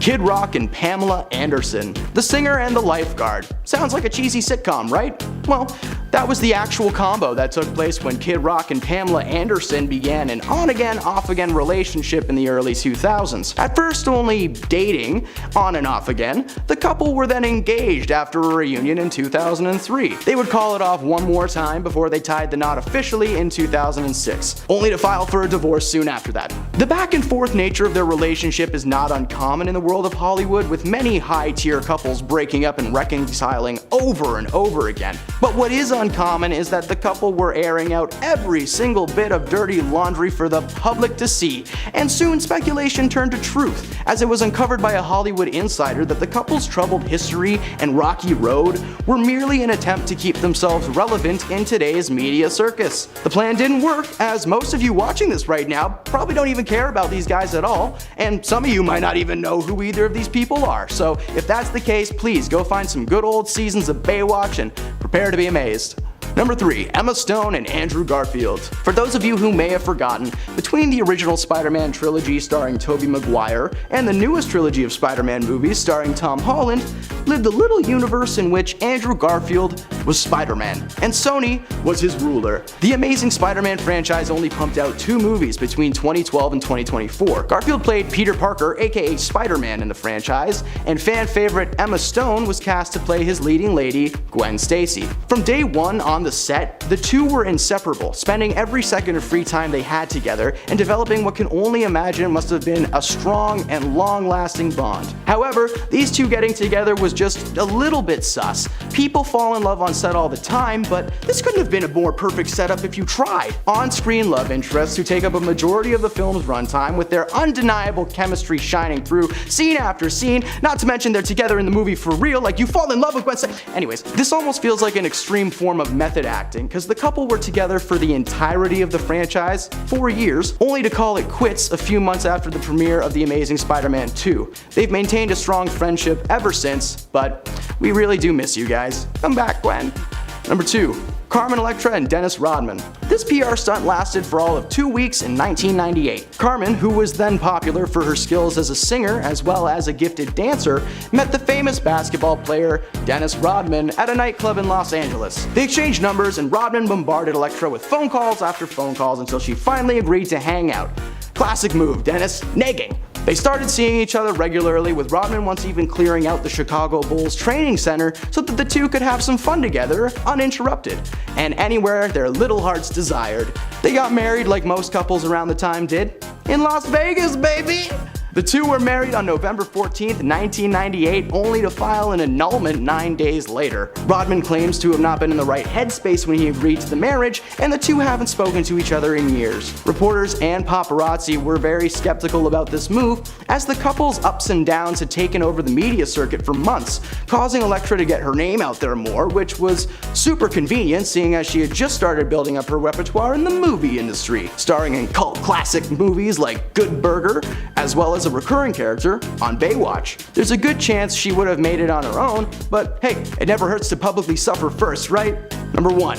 Kim Kardashian and Kris Humphries. Kris Humphries is a former basketball player, and Kim Kardashian is, well, Kim Kardashian. The reality star and basketball player began dating in 2010 after his New Jersey teammate Jordan Farmer introduced them in New York. Less than a year later, the couple were engaged and officially married at a beautiful summer wedding. Of course, all of this was front page on social media and news outlets, causing a massive buzz for both the couple and the reality show. But after just 72 days of marriage, Kardashian filed for a divorce, simply claiming they were not getting along at all. However, Kris has a different story. He simply wasn't following suit with the family's plans, claiming that Kim made him sign a prenuptial agreement before the wedding, granting her 100% of their earnings as a couple should they split. Kris filed his own annulment, claiming fraud and stating that the only reason she married him in the first place was for the TV ratings. And this was absolutely true, as proven with her immediate bounce back to Kanye West, as well as the couple's time on the show being some of the highest viewed episodes of season 6. While Kardashian knew the relationship wasn't going to work out, Kris didn't, and the entire thing was very real for him. So like, hey, Hollywood, chill out with the fake couples for a minute, you know?